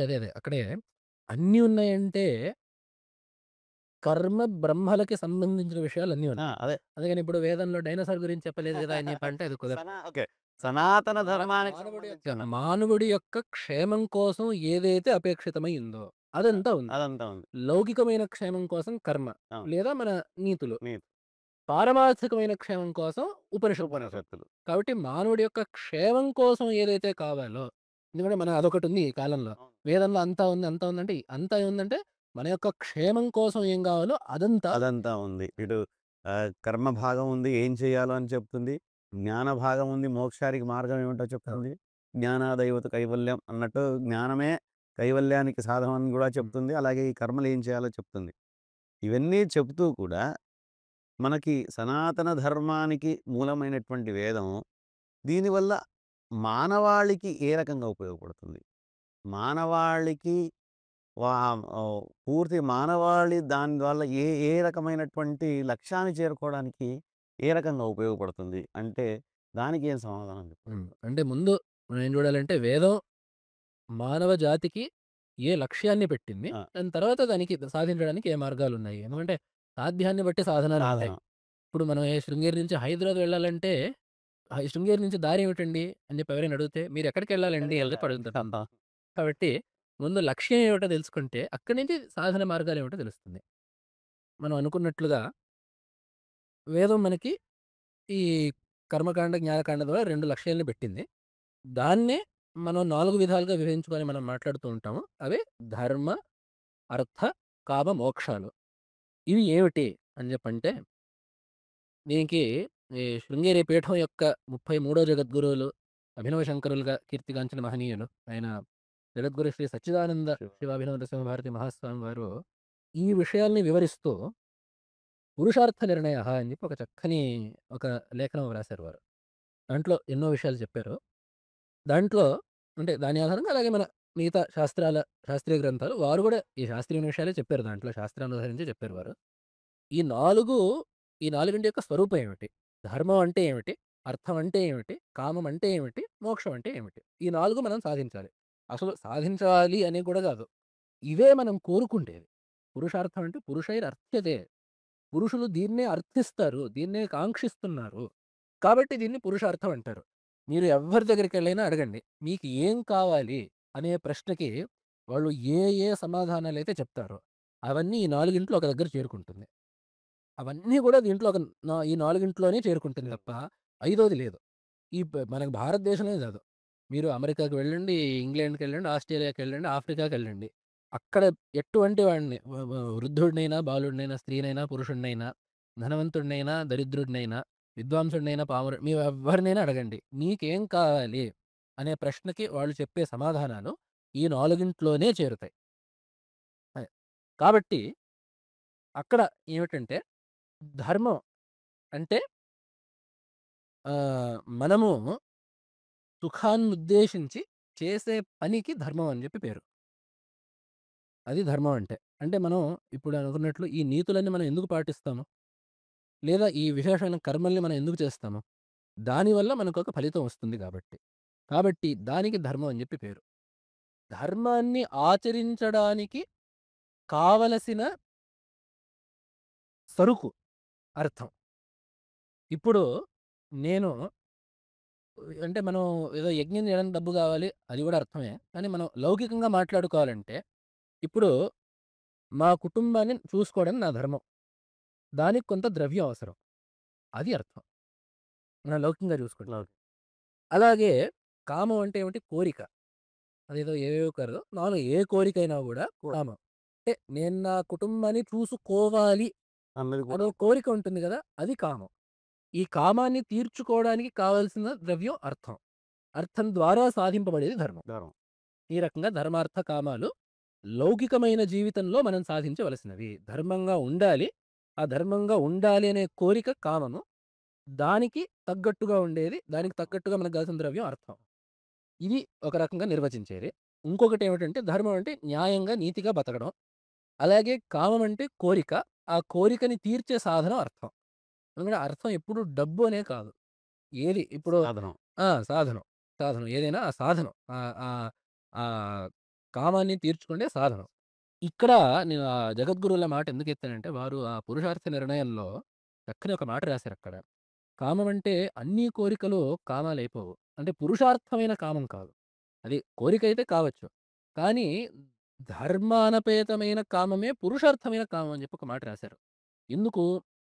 వస్తుతః ఇంకోటి గూడా ఉంది. శాస్త్రంలో ఒక మాట. నిజమైన పురుషార్థం ఏమిటి? ఎందుకంటే ఈ మూడిట్లో గూడా చివ్వరికి తేలుస్తే ఒకే బిందువు ఉంది వీటిలన్నిటికి. పురుషుడు కోరుకునేదేమిటంటే సుఖం. పురుషార్థము అంటే సుఖం లేదా దుఃఖ నివృత్తి. ఈ 2 సుఖం ఉండాలి, దుఃఖం ఉండకూడదు. ఈ పురుషార్థాలన్నీ గూడా చూస్తే ఇవన్నీ దీనికే చేరుతాయి. కామం ఎందుకు? మనం ఎందుకు ఏమైనా కోరుకుంటాము అని జెప్పంటే, మనకి దానివల్ల సుఖం కలుగుతుంది. లేదా దీనివల్ల నాకు దుఃఖం పోతుంది. కాబట్టి మనం దాన్ని కోరుకుంటాం. దానికి దాన్ని తీర్చుకొని మనం ఆ సుఖాన్ని పొందడానికో, దుఃఖం పోగొట్టడానికో, దాన్ని తీర్చుకోవడానికి మనం అర్థాన్ని కోరుకుంటాం. ఈ రకంగా ఈ పురుషార్థాలన్నీ కూడా ఈ సుఖం, దుఃఖం ఉండకూడదు. ఈ రెండిటి మీదనే ఆధారపడింది. కాబట్టి వారు చెప్పిన మాటేమిటంటే, మనకి అంతతః సుఖాన్ని కలిగించే కామమే పురుషార్థమైన కామం అవుతుంది తప్ప, అన్ని కోరికలు పురుషార్థమైన కోరికలయిపోవు. ఇప్పుడు మనకి పక్కవాడి సొమ్ము మీద మనకి కామం పుట్టింది. ఆ ద్రవ్యం మనకు కావాలి అనే కాంక్ష పుట్టింది. అది కామమైతే అంటే కోరికైతే కావచ్చు. అయితే పురుషార్థమైన కోరిక మాత్రం కాదది. ఎందుకంటే దాన్ని ఆచరించడం వల్ల మనకు పాపమొస్తుంది. పాపం వల్ల దుఃఖం వస్తుంది తప్ప సుఖమో లేదా దుఃఖ నివృత్తో కాదు. కాబట్టి అది పురుషార్థమైన కామం అనిపించుకోదది. ఇదే జగద్గురువు చెప్పిన మాట మనకి ఇంకో జగద్గురువు చెప్పిన మాట గుర్తు చేస్తుంది. గీతలో భగవంతుడు చెప్తాడు, "ధర్మావిరుద్ధో భూతేషు కామోస్మి భరతర్షభ." ధర్మావిరుద్ధమైన కామం నా స్వరూపమే అని చెప్పి అంటాడు. అంటే ధార్మికంగా, ధర్మం ద్వారా నేను సుఖంగా ఉండాలి అనే కోరిక భగవత్ స్వరూపంగా మన ధర్మం గుర్తించింది. మన ఈ సంప్రదాయం గుర్తించింది. కాబట్టి ఆ దృష్టిలో చూస్తే నేను ధర్మంగా ఉండాలి. ధర్మంగా నేను దీన్ని సాధించాలి. అనేది ఈ ధర్మార్థ కామాల యొక్క స్వరూపం. ధర్మముగా అది ధర్మం. దీనిని అది కామం. అది దీనిని అంటే కామంలో విషయం. సాధించాలి. ఆ సాధించే విధానం అర్థం. ఆ! కాబట్టి ఇది లౌకికంగా. అయితే ఏమిటంటే మరి దీన్నే పరమార్థంగా పెట్టుకోవచ్చుగా అని జెప్పంటే శాస్త్రం అక్కడ వేదం ఇంకో మాట జెప్పింది. యథేహ కర్మచితో లోకః క్షీయతే. ఏవమేవ అముత్ర పుణ్యచితో లోకః క్షీయతే అని జెప్పింది. ఈ లోకంలో మనం ఒక పని చేయడం వల్ల దేన్నైతే పొందుతున్నామో ఆ ఫలం ఎప్పటికైనా క్షీణిస్తుంది. ఉదాహరణకి మనం బాగా కృషి జేసి, మనం బాగా పొలాల్లో పని జేసి, మనం ఒక సస్యాన్ని మనం పొందుతాం. ఆ సస్యము మనం దాన్ని వండుకొని భుజించాక, దాన్ని తిన్నాక, ఆ సస్యం అక్కడికి క్షయమైపోతుంది. అదే విధంగా మనం పుణ్యకర్మలు జేసి ఏ స్వర్గాది సుఖాలైతే పొందుతామో, అవి గూడా క్షీణిస్తాయి అని జెప్పి మనకి శాస్త్రం చెబుతుంది. ఏదైతే కర్మ వల్ల పుడుతోందో, అది అనుభవ క్షీణములు. అవి అనుభవం అయిన పిమ్మట అవి క్షీణిస్తాయి. కాబట్టి మనం ధర్మం ద్వారా సాధించే సుఖం అంతా గూడా అంటే పుణ్యకార్యాల ద్వారా లేదా సదాచారం వల్లనో, లేదా నీతిగా బ్రతకడం వల్లనో ఏవైతే సాధిస్తామో అవన్నీ గూడా ఒక పరిమితమైన సుఖాన్ని మనకి అందిస్తున్నాయి తప్ప, శాశ్వతమైన సుఖాన్ని మనకు అందించట్లేదు. అదే విధంగా ఇది ఇంకోటేమిటంటే అనుత్తమమైన సుఖం కాదు. మనం ఏ సుఖమైతే పొందుతున్నామో దానికంటే గొప్ప సుఖం పక్కవాడి దగ్గర ఉంటుంది. లేదా మనకంటే ఇంకోడు సుఖం పొందుతున్నాడు. మనకంటే తక్కువైన సుఖం. కాబట్టి 2 అవి శాశ్వతమైన సుఖాలు కావు. అనుత్తమమైన సుఖాలు కావు. అంటే సుఖం యొక్క పరాకాష్ఠ కాదది. దాన్ని పొందాలంటే జ్ఞానం కావాలి. అది. కాబట్టి లౌకికంగా మనం ప్రస్తుతానికి సుఖంగా జీవించడానికి కావాల్సినంత ధర్మార్థ కామాలు చూసుకుంటాయి. కానీ ఆ సుఖమే నీకు శాశ్వతంగా కావాలంటే, అది కూడా అత్యుత్తమమైన సుఖం నీకు కావాలంటే, అది ఆ! మోక్షంతో మాత్రమే నీకు అది పొందుతుంది. అందుకనే ఇక్కడ వేదమే మనకు చెబుతుంది. తమేవం విదిత్వా అమృతత్వమేతి. ఆ పరమాత్మని తెలుసుకొని, ఆ పరమాత్మ ఆత్మస్వరూపం కంటే అతిరిక్తము కాదు అని తెలుసుకోవడం వల్లనే అమృతత్వమేతి ఆ అమృత స్థితి. అమృతంలో గూడా మనకి 2 భాగాలుంటాయి. ఇప్పుడు దేవతలు అమృతాన్ని తాగారు. అమృతానికి మనకు 2 మాటలు జెప్తారు. అదెంతో తియ్యగా, సుఖంగా ఉంటుంది ఆస్వాదించడానికి. అది చిరత్వాన్ని ప్రసాదిస్తుంది అని జెప్పి. అందుకనే మనం మోక్షానికి అమృతాన్ని పోలికగా జెప్తూ ఉంటాం. ఎందుకంటే మోక్షం గూడా సుఖస్వరూపము. అలాగే శాశ్వతమైనది. అయితే ఆ అమృతం దేవతలు తాగే అమృతం గూడా పరిమితమైనదే. ఆ అమృతం తాగినా గూడా దేవతలకి ఆ తిప్పలు తప్పట్లేదు వాళ్ళకి. అదే పోలికగా ఈ 2 జెప్తారు. అందుకని తమేవం విదిత్వా అమృతత్వమేతి అంటే ఆ మోక్షాన్ని పొందుతున్నారు అని చెప్పి నాన్యః పంథాః విద్యతే అయనాయ.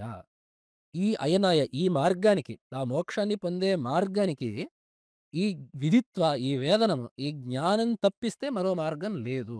కాబట్టి ఆ జ్ఞానాన్ని ఎలా పొందాలి? దానికి గావాల్సిన శ్రవణ, మనన, నిధిధ్యాసనాలు చేయడానికి కావాల్సిన సామగ్రి ఏమిటి? అనేదంతా మనకి ఉపనిషద్ భాగంలో చెప్పబడింది. కాబట్టి మనకి లౌకికంగా ధర్మము లక్ష్యం. దానికి అంగంగా అర్థకామాలు. అదేవిధంగా పారమార్థికంగా మోక్షం సాధ్యం. దానికి అంగంగా చిత్తశుద్ధి కోసం ధర్మం. అలాగే ఈ మిగతా విచారాదులు జరుపుకోవడానికి మిగతా ఆ జ్ఞానం. ఆ తర్వాత వాటి చిత్తశుద్ధి పొంది, జ్ఞానం పొంది మోక్షాన్ని పొందాలి. కాబట్టి మనకి పెట్టిన లక్ష్యాలేమిటంటే ధర్మ, మోక్షాలు. వాటికి సాధనాలు ధర్మానికి సాధనాలు అర్థకామాలు. జ్ఞానానికి సాధనం ఈ ధర్మము, అలాగే జ్ఞానం. అది. అద్భుతం. యువతకు ధర్మార్థ కామ మోక్షాల్లో ఉన్నటువంటి ఆహ్, వ్యత్యాసం అనుకోండి, లేదా వాటిని ఎలా వేదం మనకు చెప్పింది, ఎలా సాధించాలి, దానికి ఉన్నటువంటి అన్ని ప్రమాణాలను, విశేషాలను మీరు ఉదాహరణపూర్వకంగా చెప్పారు.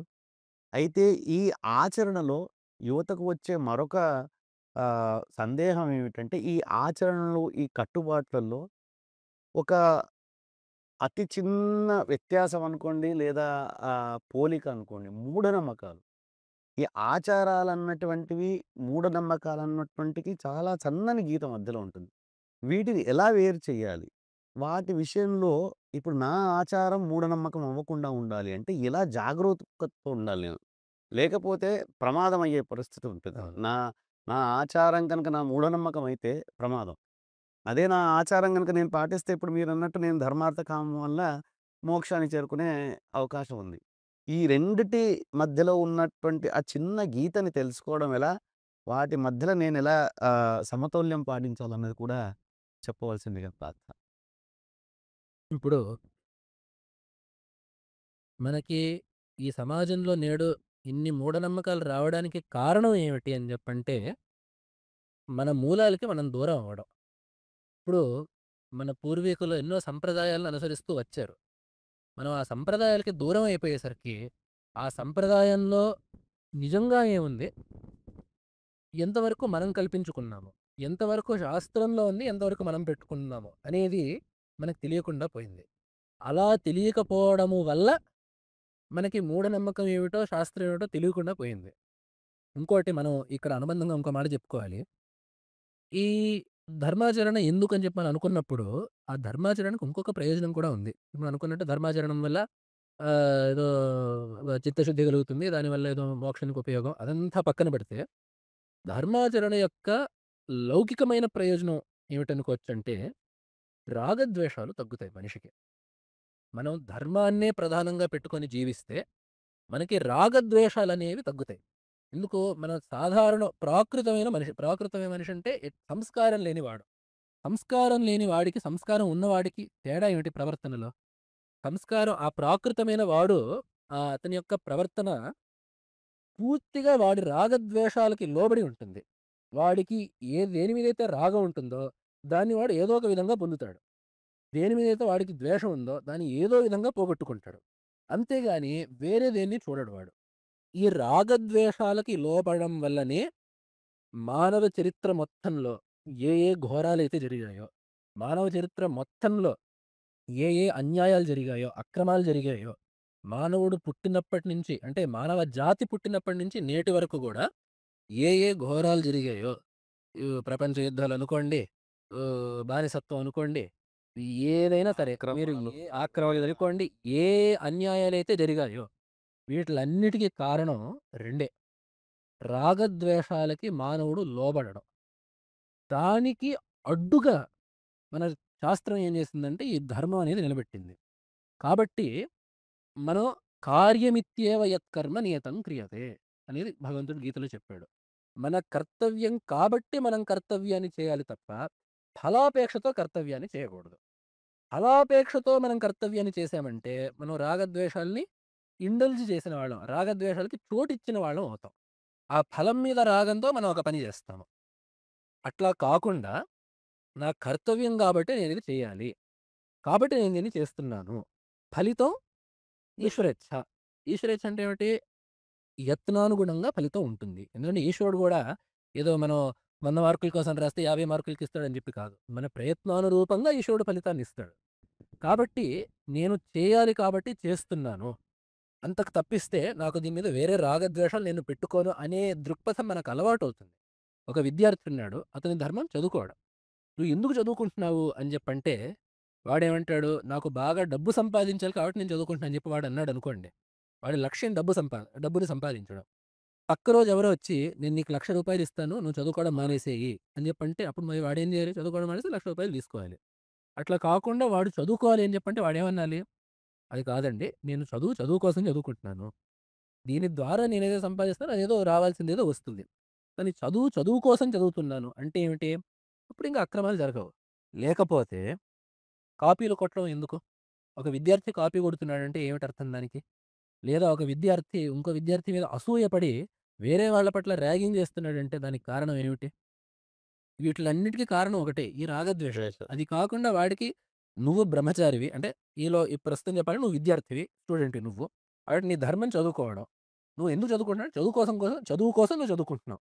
అని వాడికి చెప్పామంటే వెంటనే వాడి రాగద్వేషాలు వాడు ఇంక తప్పనిసరిగా పక్కన పెట్టాలి. తద్వారా ఏమవుతుందంటే సమాజంలో ఉండే ఘర్షణలు తగ్గుతాయి.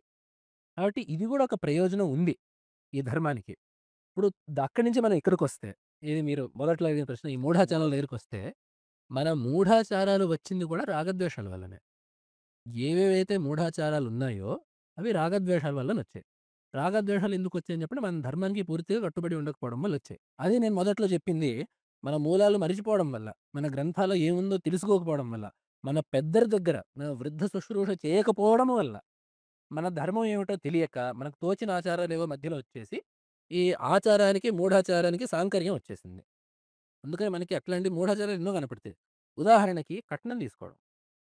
ఎంత పెద్ద ఆచారం అయిపోయింది. ఈ కట్నం విషయం మీదనే దంపతులు విడిపోవడం అయింది. ఆ కట్నం విషయం మీదనే కుటుంబాల కలహాలు.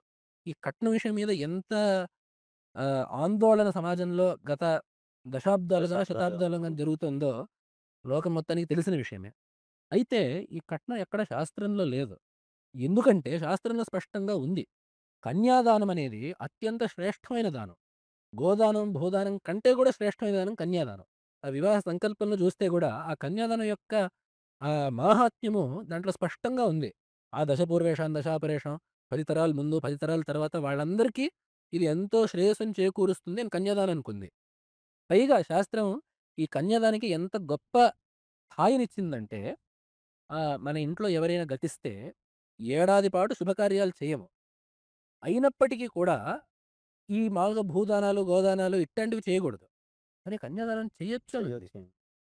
అంత ప్రత్యేకమైన స్థానం కన్యాదానానికి ఇచ్చి, ఈ విషయం లేనప్పుడు మనం కట్నం తీసుకొని కన్యను తీసుకుంటున్నాం అని చెప్పంటే, అది దేనివల్లొచ్చింది?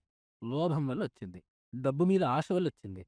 లేదా పెత్తనం చెలాయించాలనే ఆశ వల్లొచ్చింది. అంటే ఏమిటి? ఇక్కడ గూడా మనిషి ఆగదు. రాగద్వేషాలకి అధీనమై ప్రవర్తించడం వల్లనే ఈ ఫలాని మూఢాచారం వచ్చింది. కాబట్టి ఇది ఒక ఉదాహరణ. అట్లా మనం చూసుకుంటే ఎన్నో చోట్లలో వచ్చిన మూఢాచారాలన్నిటికి ఏమిటంటే, ఈ రాగద్వేషాలే కారణం. అయితే ఇది మూఢాచారమా? కాదా?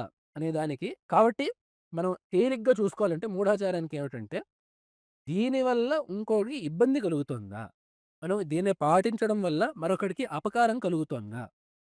అని జెప్పంటే, అపకారం కలుగుతోందంటే ఇంక దాన్ని చేయక్కర్లేదు. ఎందుకంటే మన ధర్మంలో ఎప్పుడూ పక్కవాడిని కష్టపెట్టి దేన్నో నువ్వు రాబట్టు అనేది ఎక్కడ లేదు. చివరికి సైనికుడు కూడా యుద్ధం చేసి ఎప్పుడు హింస చేయాలి? పలువురికి హింస తప్పించాలంటే హింస చేయాలి తప్ప, అంతేగాని హింసని వాడి యొక్క నియమంగా హ్మ్. పెట్టలేదు. కాబట్టి ఈ విధంగా తేలిగ్గా చూసుకోవాలంటే రాగద్వేషాల వల్ల పరులకి క్లేశాన్ని కలిగించే ఆచారం ఒకటుందంటే అది మూఢాచారమే. అయితే మరి కొన్ని ఆచారాలున్నాయి. ఏదో కంచెలో బల్లిని ముట్టుకోవాలంటారు. దానివల్ల పక్కవాడికి ఇబ్బందేం లేదు. అయితే ఏదో పెద్ద శాస్త్రంలో మాట అంటే అది శాస్త్రంలో గూడా ఎక్కువ. కంచెలో బల్లిని ముట్టుకొని రావాలనేది ఎక్కడ శాస్త్రంలో లేదు. అయితే అట్లాంటివేమిటంటే వేరే వాడికి అపకారం లేదు. కాబట్టి ప్రస్తుతానికి చేద్దాం. అది శాస్త్రంలో ఉందో లేదో తర్వాత పెద్దవాళ్ళని అడిగి తెలుసుకోవచ్చు. తరువాతప్పుడు మనం శాస్త్రంలో చూసి పెద్దవాళ్ళని అడిగో అప్పుడు అవి తెలుసుకోవాలి. ఒకవేళ పెద్దవాళ్ళకి గూడా తెలీదు. అందుకనే భగవత్పాదులు మన జగద్గురు పీఠాన్ని పెట్టింది. ఒకవేళ పెద్దవాళ్ళకి గూడా తెలీదంటే ఒక ధర్మానికి ఒక పెద్ద దిక్కుండాలి. ఏ ధర్మ సందేహాన్నైనా ప్రమాణపూర్వకంగా తీర్చాలి. తీర్చే స్థానం ఒకటుండాలి. కాబట్టే భగవత్పాదులు మనకి చతురమ్నాయ పీఠాన్ని పెట్టింది. అందున నేటి కాలంలో శృంగేరి అనేది మనకి పండితుల యొక్క ప్రత్యక్ష అనుభవం ఏంటంటే, ఎట్లాంటి విషయమైనా సరే మనం కొన్నట్లే ధర్మంలోనైనా, జ్ఞానంలోనైనా ఇక్కడ సర్వ సందేహాలకి సమాధానం ఆ వ్యాఖ్యాన సింహాసనాన్ని అధిష్ఠించిన శారదా స్వరూపులైన జగద్గురువుల నుండి మనకు తప్పకుండా ఆ సందేహ నివృత్తి జరుగుతుందని చెప్పే మనకి ఈ పీఠస్థాపన భగవత్పాదులు చేసింది. కాబట్టి ఒకవేళ మన పెద్దల దగ్గరో, లేదా వేరే విద్వాంసుల దగ్గరో మనకు సందేహం తీరలేదంటే, తీరడానికి వీలుగా ఉండడానికే ఈ పీఠం పెట్టింది. కాబట్టి అటువంటి పెద్దల దగ్గరనో, లేదా పెద్ద సందేహాలైతే ఇక్కడ జగద్గురువుల దగ్గరనో ఆ సందేహాన్ని తీర్చుకోవాలి. మూఢనమ్మకంగా మాత్రం పరులకు క్లేశాన్ని కలిగించే ఏ ఆచారాన్ని మాత్రం పాటించడం సబబు కాదు అని. అద్భుతం. అయితే మీ సమాధానం అందుకనే వ్యాస మహర్షి ఒక మాట చెప్పారు. ఇంత భారతం రాసి, ఇన్ని పురాణాలు రాసి చివరికి ఒక్క మాట చెప్పారు. పరోపకారః పుణ్యాయ, పాపాయ పరపీడనం. లోకార్థేన ప్రవక్ష్యామి యదుక్తం గ్రంథకోటిభిః. నేను ఇన్ని గ్రంథాలు రాసి, నేను ఏదైతే చెప్పదలిచానో ఇప్పుడు సగం శ్లోకంలో చెబుతున్నానో వినండి.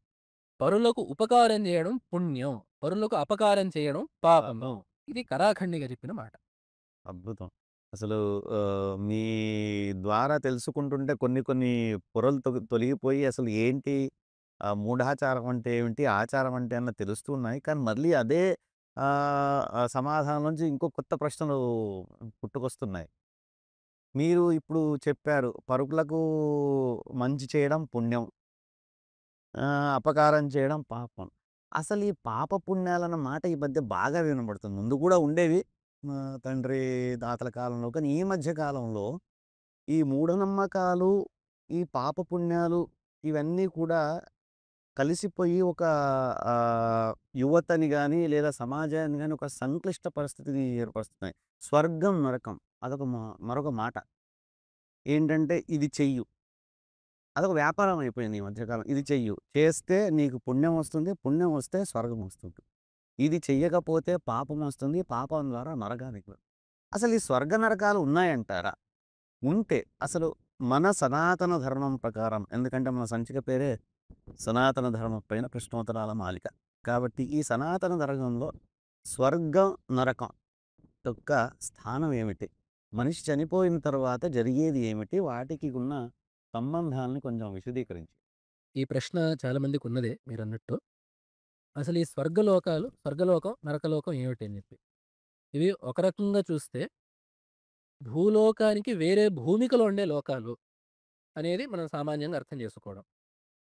బాగా తాత్వికంగా చూసినట్లయితే ఈ స్వర్గం అన్నా గూడా, నరకం అన్నా గూడా ముఖ్యంగా మీమాంసా శాస్త్రంలో చెప్పినట్లుగా అవి సుఖము, దుఃఖము.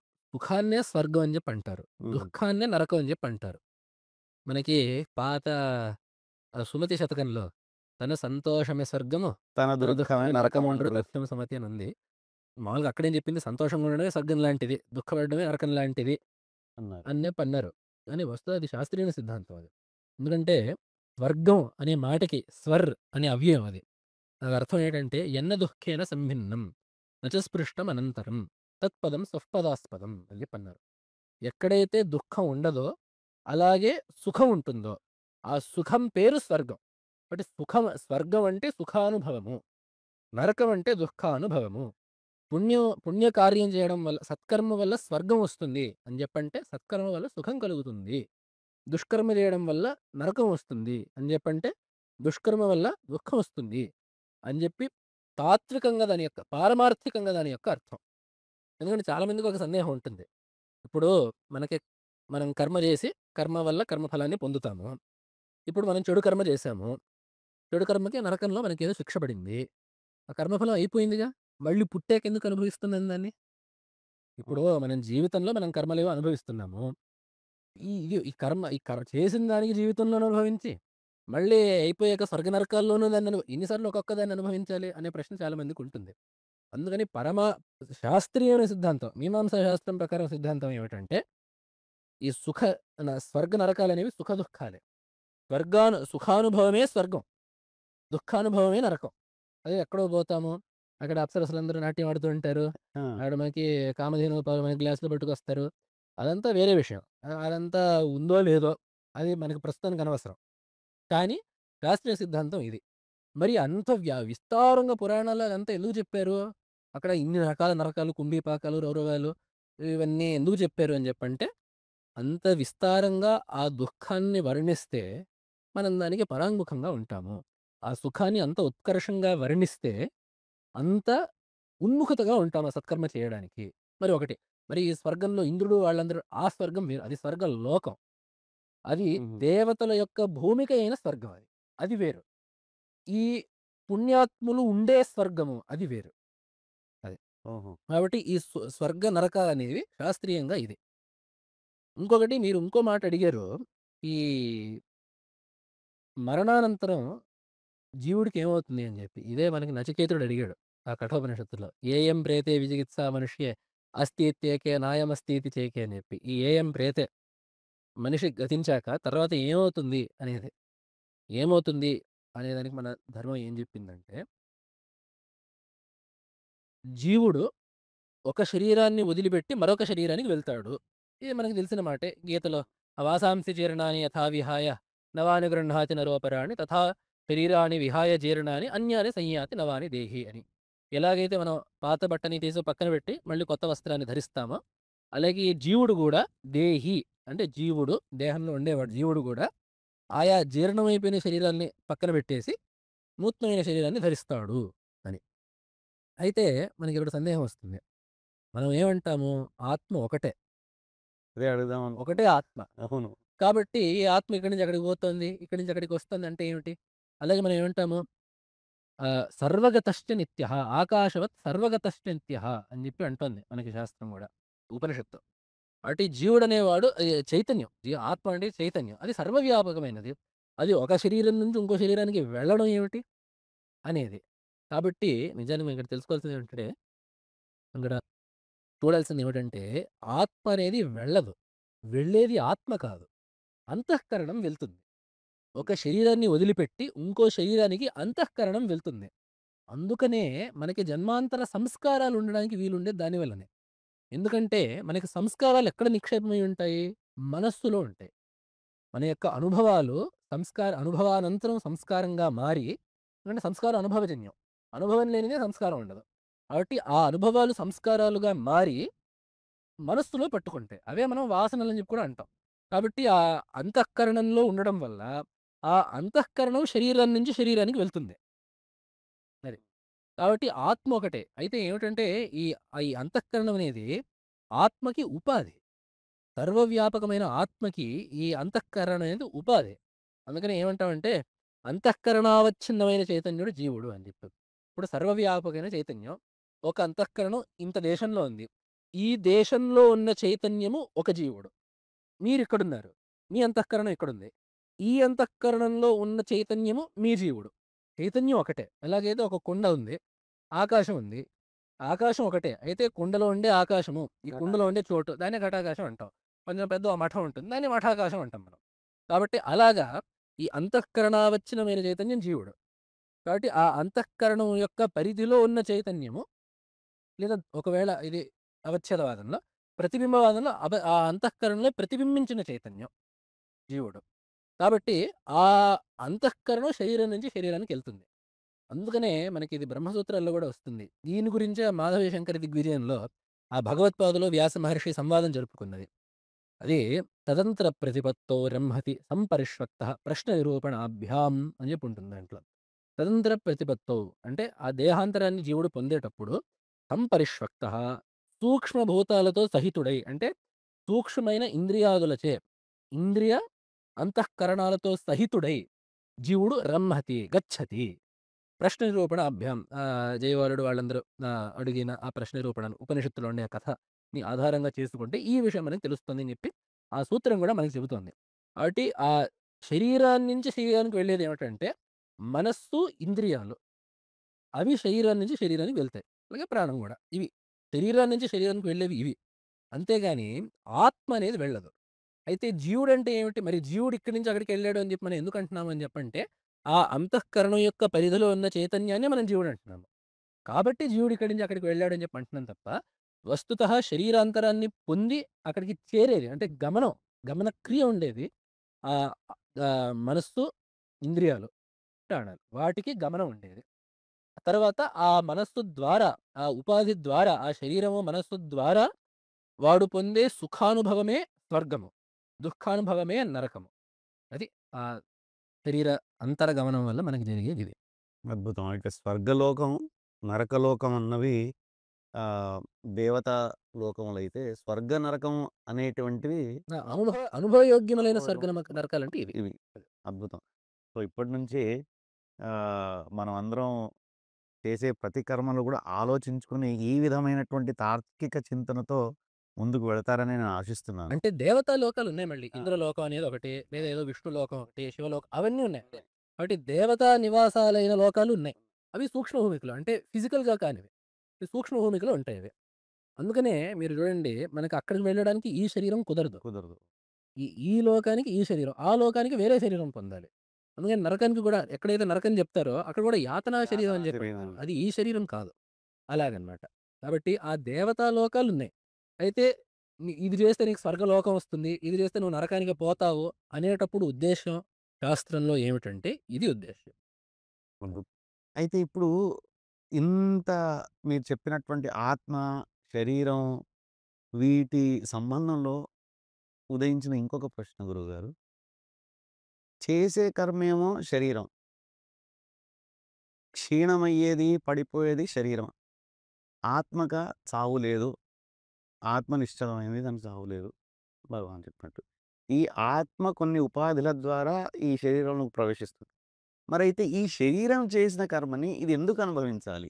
ఆ శరీరానికి ఆత్మకు సంబంధం ఉంది. సంబంధం ఏమిటి అసలు? ఇది ఇది పడిపోతుంటుంది. ఇది మళ్ళీ, మళ్ళీ పుడుతుంది. ఇంకో ఉపాధిని తీసుకొని మళ్ళీ జన్మెత్తుతుంది. పునర్జన్మెత్తుతుంది. మరి ఈ ఈ ఈ ముందటి శరీరం చేసినటువంటి కర్మల ఫలితంగానే పునర్జన్మ ఉంటుంది. దీనికి వాటికి సంబంధం ఏమిటి? అవును. దీనికి మొన్న ఏదో ఎప్పుడో ఒక వీడియో జూసాను. ఆ! అదేమిటంటే ఒక ఎడ్ల బండి ఉంది. హ్మ్. ఒక ఎద్దు అక్కడుంది. ఈ ఎద్దుకి, బండికి సంబంధం ఏంటంటే ఏ సంబంధం లేదు. అయితే ఆ ఎద్దేం చేసిందంటే వచ్చి దాని కొమ్ముతోనే బండి లేపి దాంట్లో వచ్చి కూర్చుంది. ఆ బండి యొక్క భారాన్ని తన మీద తనే వేసుకుంది. ఈ జీవుడి కథ, శరీరం కథ కూడా అంతే. ఆత్మకి, శరీరానికి ఏ సంబంధం లేదు. అందుకనే కదా మనం ఆత్మని అసంగం అని చెప్పనేది. ఆత్మ అసంగమైనది. అయితే మరి మీరన్నట్లు మరి శరీరం చేసిన దానికి మరి ఆత్మ ఎందుకు అనుభవించాలి అని చెప్పంటే, ఆత్మ ఈ జీవుడనేవాడు అభిమానం పెట్టుకున్నాడు శరీరం పట్ల. ఇప్పుడు ఒక పని చేసేటప్పుడు మా జీవుడు దీని శరీరం చేస్తోంది, కన్ను చూస్తోంది, చెయ్యి చేస్తోంది, కాలు నడుస్తోంది అని చెప్పి వాడనట్లేదు. నేను చేస్తున్నాను, నేను వెళ్తున్నాను అని చెప్పి దాని పట్ల అభిమానం పెట్టుకున్నాడు. అభిమానం పెట్టుకున్నాడు కాబట్టి ఆ ఫలితాన్ని అనుభవించాల్సొస్తుంది. అందుకనే అభిమానం లేకుండా చేసే కర్మకి బంధకత్వం లేదు. అందుకనే మనం చెప్పేది. ఆ ఫలాభిమానం లేకుండా, కర్తృత్వాభిమానం లేకుండే చేసే కర్మకి బంధించే ఇది లేదు. అందుకనే మనం ఆ ఫలాభిసంధి లేకుండా చేసే కర్మకి మనం ఫలితం లేదు అని చెప్పనేది అందుకనే. ఎందుకంటే ఆ కర్మకి మనకి సంబంధాన్ని కలిగించేది ఆ అభిమానం. నేను చేస్తున్నాను. నేను ఇది కావాలనుకోని ఇది చేస్తున్నాను. చేసేది నేను అనే ఆ భావన ఏదైతే ఉందో, ఎప్పుడైతే ఆ జీవుడికి ఆ తాదాత్మ్యం కలిగిందో ఆ శరీరంలో, ఈ శరీరం నాది. నేనే ఈ శరీరాన్ని. ఈ మనస్సు నాది. నేనే ఈ మనస్సుని అనే ఆ తాదాత్మ్యం పెట్టుకొని ఎప్పుడైతే జీవుడు చేస్తున్నాడో, ఇప్పుడు జీవుడే తన ఆ భారాన్ని నెత్తి మీద వేసుకున్నట్టయింది. ఈ ఈ ఎద్దు కథలాగానే. ఆ చాలా జీవుడే నిజంగా దా మంచి ఆహ్, దాన్నంతా నెత్తిన పెట్టుకున్నట్టయింది. కాబట్టి ఆ జీవుడు శరీరేంద్రియాల ద్వారా ఏదైతే చేశాడో, నేను చేస్తున్నానని జెప్పి ఒక అభిమానం పెట్టుకున్నాడో, ఆ జీవుడు అవే శరీరేంద్రియాల ద్వారా తర్వాత అనుభవించాల్సొస్తుంది. అద్భుతమైన విశ్లేషణతో సనాతన ధర్మము, వేదాలు, మన ఆచారాలు ఇత్యాది విషయాలన్నీ తెలుసుకుంటున్నాం. అయితే ఈ ఇంతటి సనాతన ధర్మం మనం పాటిస్తున్నప్పుడు, ఈ సనాతన ధర్మానికి ఉన్న వ్యాప్తి ఎంత? మిగతా ఇతర మతాలను గానివ్వండి, ఇతర పద్ధతులు గాని కలుపుకొని పోయే సామర్థ్యత ఉందా? లేదా దానికంటే ఏమైనా పరిమితులున్నాయా? అన్నిటిని కలుపుకొని బ్రతకక్కర్లేదు. కలిసి బ్రతికితే చాలు. కలుపుకొని బ్రతకడానికి, కలిసి దానికి బ్రతకడానికి తేడా. ఒక తేడా ఉంది. మనం మనంగా అయితే సనాతన ధర్మంలోని ప్రత్యేకత ఏమిటంటే, అది మనకి నేర్పేది గూడా ఏమిటంటే, మనం మనంగానే ఉంటూ, వేరే వాళ్ళని గూడా ఉండనీయడం అనేది. అది ఈ భారతదేశానికి సనాతన ధర్మం ఇచ్చిన ఒక గొప్ప వరం. మనం నీ పని నువ్వు చెయి. పక్కవాడి విషయం నీకనవసరం. అనేది మన ధర్మంలో అంతర్లీనంగా ఉంటుంది. అది. కాబట్టి ఎంతవరకు కలుపుకుంటుందంటే, అంటే మన దేశంలో ఇంకా వేరేవి గూడా హిందువులు సనాతన ధర్మం కిందకే వస్తాయి గదా! హ్మ్. అని గదా మీ ఉద్దేశ్యం. హ్మ్. అక్కడేమిటంటే ఎంతవరకైతే వాళ్ళు వేద ప్రామాణ్యాన్ని అంగీకరిస్తారో, ఎంతవరకైతే మనకి వేదంలోనూ, మంత్రశాస్త్రంలోనూ చెప్పిన దేవతలనే ఆరాధిస్తారో, ఎంతవరకైతే వాళ్ళు వేదం చెప్పిన వేద శృతి స్మృతులు చెప్పిన ఆచారాలనే పాటిస్తారో, అంతవరకు వాళ్ళు సనాతన ధర్మీయులు మనం హిందువులు అనుకోవడానికి మనకి ఏ అభ్యంతరం లేదు. అది కాదు దేవుడొక్కడే గదా! అని జెప్పంటే, అవును దేవుడొక్కడే. ఇద్దరు దేవుళ్ళున్నారని జెప్పి ఎవరు చెప్పరు. అవును. మా మా దేవుడు మీ దేవుడు కంటే గొప్పవాడని అని చెప్పేవాడి కంటే బుద్ధి తక్కువవాడు ఇంకోడుండడు. ఎందుకంటే అద్భుతం. ఇద్దరు దేవుళ్ళనే ఎవడు చెప్పడు ఆ విషయాన్ని. ఇద్దరు దేవుళ్ళు ఉండలేరు. భగవత్పాదులు ఒక దగ్గర భాష్యంలో రాస్తారు. ఒక దేవుడు వర్షాన్ని కోరుకుంటాడు. ఇంకో దేవుడు వర్షం ఉండకూడదని చెప్పి కోరుకుంటాడు. మరప్పుడు ఏ దేవుడి ఇచ్చ గొప్ప. ఫలించాలి? కాబట్టి ఇద్దరు దేవుళ్ళనేది ఎప్పుడుండదు. కాబట్టి మా దేవుడు మీ దేవుడు కంటే గొప్ప అని ఎవడైనా అన్నాడంటే వాడు పరమ బుద్ధి తక్కువవాడు మూర్ఖుడు. అని చెప్పి అర్థం దానికి. ఉండేది ఒకటే దేవుడు. దేవుడొక్కడే అయినప్పటికీ, ఆ దేవుడిని ఆ దేవుడి యొక్క స్వరూప స్వభావాలేమిటి అనేది గూడా ఒకటి చెప్పుకోవాలి. అంటే సనాతన ధర్మంలో అయితే ఆ పరమాత్మ సచ్చిదానంద స్వరూపుడు. అతను ఫలాని రూపాల్ని ధరిస్తున్నాడు. ఫలాని విధంగా ఆరాధించబడుతున్నాడు. అని ఎవరైతే ఒప్పుకుంటారో వైదిక మార్గం ప్రకారం వాళ్ళందరూ వైదిక మార్గంలో ఉన్నవాళ్ళు. దీన్నెవరైతే ఒప్పుకోరో వాళ్ళు వైదిక మార్గంలో లేనట్టు. అనగా సనాతన ధర్మంలో లేనట్టు. వాళ్ళ మతం వాళ్ళకుండొచ్చు. వాళ్ళ పద్ధతి వాళ్ళకుండొచ్చు. మనం వాళ్ళ జోలికెళ్ళాల్సిన అవసరం లేదు. వాళ్ళు మన జోలికొస్తే మనం ఊరుకోవాల్సిన అవసరం గూడా లేదు. లేదు. అదే అద్భుతం. మనము మన వైదిక మార్గాన్ని మనం అనుసరిస్తాము. వేరే వాళ్ళ విషయంలో మనం జోక్యం చేసుకోవాల్సిన అవసరం లేదు. అయితే ఏమిటంటే వాడు గూడా దీన్ని గౌరవించాలి. వాడు గూడా దీంట్లో వేలు పెట్టకుండా ఉండాలి.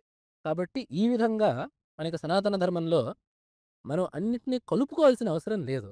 అయితే అందరం కలిసి మాత్రం సామరస్యంగా బ్రతకడానికి కావాల్సిన మానసిక సామగ్రి మాత్రం పుష్కలంగా సనాతన ధర్మంలో ఉన్నది ఈ విధంగా. అద్భుతం. సనాతన ధర్మం అన్నటువంటిది ఒక లోపం కాదు. అదొక బలం అని చెప్పుకోవచ్చు. ఎందుకంటే మనము ఒకరిని ఎంతవరకు కలుపుకోవాలి, మనం అందరం సర్వే జనా సుఖినో భవంతు అనడం సనాతన ధర్మం యొక్క ఆహ్, ఒక విశిష్టత అని చెప్పుకోవచ్చు. అయితే మరి ఈ సనాతన ధర్మం అనగానే మనకు గుర్తుకొచ్చేది భారతదేశమే. భారతదేశంలోనే మేము వైదికం అనుకుంటున్నాం. వేదాలన్నీ మన ఈ భరతఖండంలోనే అనుకుంటున్నాం కానీ, భారతదేశంలోనే అనుకుంటే అసలు భారతదేశానికి సనాతన ధర్మం యొక్క అవసరం ఎంత? భారతదేశం ఇప్పుడున్న పరిస్థితుల్లో గనుక చూసుకుంటే, భారతదేశ నిర్మాణంలో ఈ సనాతన ధర్మం యొక్క పాత్ర ఎంత? భారతదేశానికి భారతదేశం ఇంకా మున్ముందుకెళ్ళి ఉన్నత శిఖరాలను అధిరోహించాలంటే భారతదేశానికి, భారతదేశ యువతకు ఈ సనాతన ధర్మం యొక్క ఆవశ్యకతను కూడా తెలపాల్సింది. మన ధర్మంలో గూడా దేశభక్తి, దైవభక్తి ఇవి 2 కన్నులు. ఒకటి లేకుండా ఇంకోటుంటే అవి ఆ 2 గూడా నిర్వీర్యమైనట్టే. ఆ దేశభక్తి ఉండాలి. ఆ దేశభక్తికి పాటు ఆ ధర్మశ్రద్ధ. అంటే ధర్మం, దేశం. ఎందుకంటే మనకి దేశభక్తి అనేది మన ధర్మంలో భాగం. మన దేశం అభివృద్ధి చెందాలి. మన దేశం సుభిక్షంగా ఉండాలి అనేది మన ధర్మంలో ఉండే భాగమే. మీరన్నట్టు సర్వే జనా సుఖినో భవంతు. మేం ఇంకా చెప్పాలంటే దేశమే కాదు ఈ లోకమంతా గూడా. లోకా సమస్త లోకా సమస్త సుఖినో భవంతు అని చెప్పి గూడా అంటాం మనం. కాబట్టి అది మనకి ఉండనే ఉంది. అయితే ఇప్పుడు ఈ సనాతన ధర్మానికి, భారతదేశానికి ఎంతవరకు సంబంధం అంటే, మనం అనుకున్నట్లు శరీరం, ఆత్మ అనుకున్నట్లుగా భారతదేశం శరీరమైతే, దానికి సనాతన ధర్మం ఆత్మ వంటిది. సనాతన ధర్మం లేకపోతే భారతదేశం ఇలా ఉండదు. భారతదేశంలో తలదాచుకోని మతం లేదు. ఆ మాటని అట్లానే చెప్పాలి. భారతదేశంలో బ్రతుకు కోసం తల దాచుకోని మతం లేదు. ఏ మతాలైతే మనం ఇప్పుడు పేర్కొనవచ్చో, వాళ్ళందరూ ఆశ్రయార్థమై, భద్రత కోసం భారతదేశాన్నే ఆశ్రయించారు. భారతదేశాన్నే ఎందుకు ఆశ్రయించారంటే వాళ్ళకి తెలుసు. ఇక్కడ ఉన్నంత సామరస్యం, ఇక్కడ ఉన్నంత శాంతి, రైట్. ఇక్కడుండే అంత సర్వమానవ సౌభ్రాత్రం అనేది ఇంకెక్కడా లేదు. ఇది భారతదేశానికి ఎక్కడి నుంచొచ్చింది అని జెప్పంటే, ఈ మట్టి నుంచే వచ్చింది. అంటే సనాతన ధర్మం నుంచే వచ్చింది. ఎందుకంటే ఎన్ని మతాలైనా ఈ నేటి భారతదేశంలో ఉండవచ్చు గాక. భారతదేశం యొక్క స్వదేశ ధర్మం సనాతన ధర్మమే.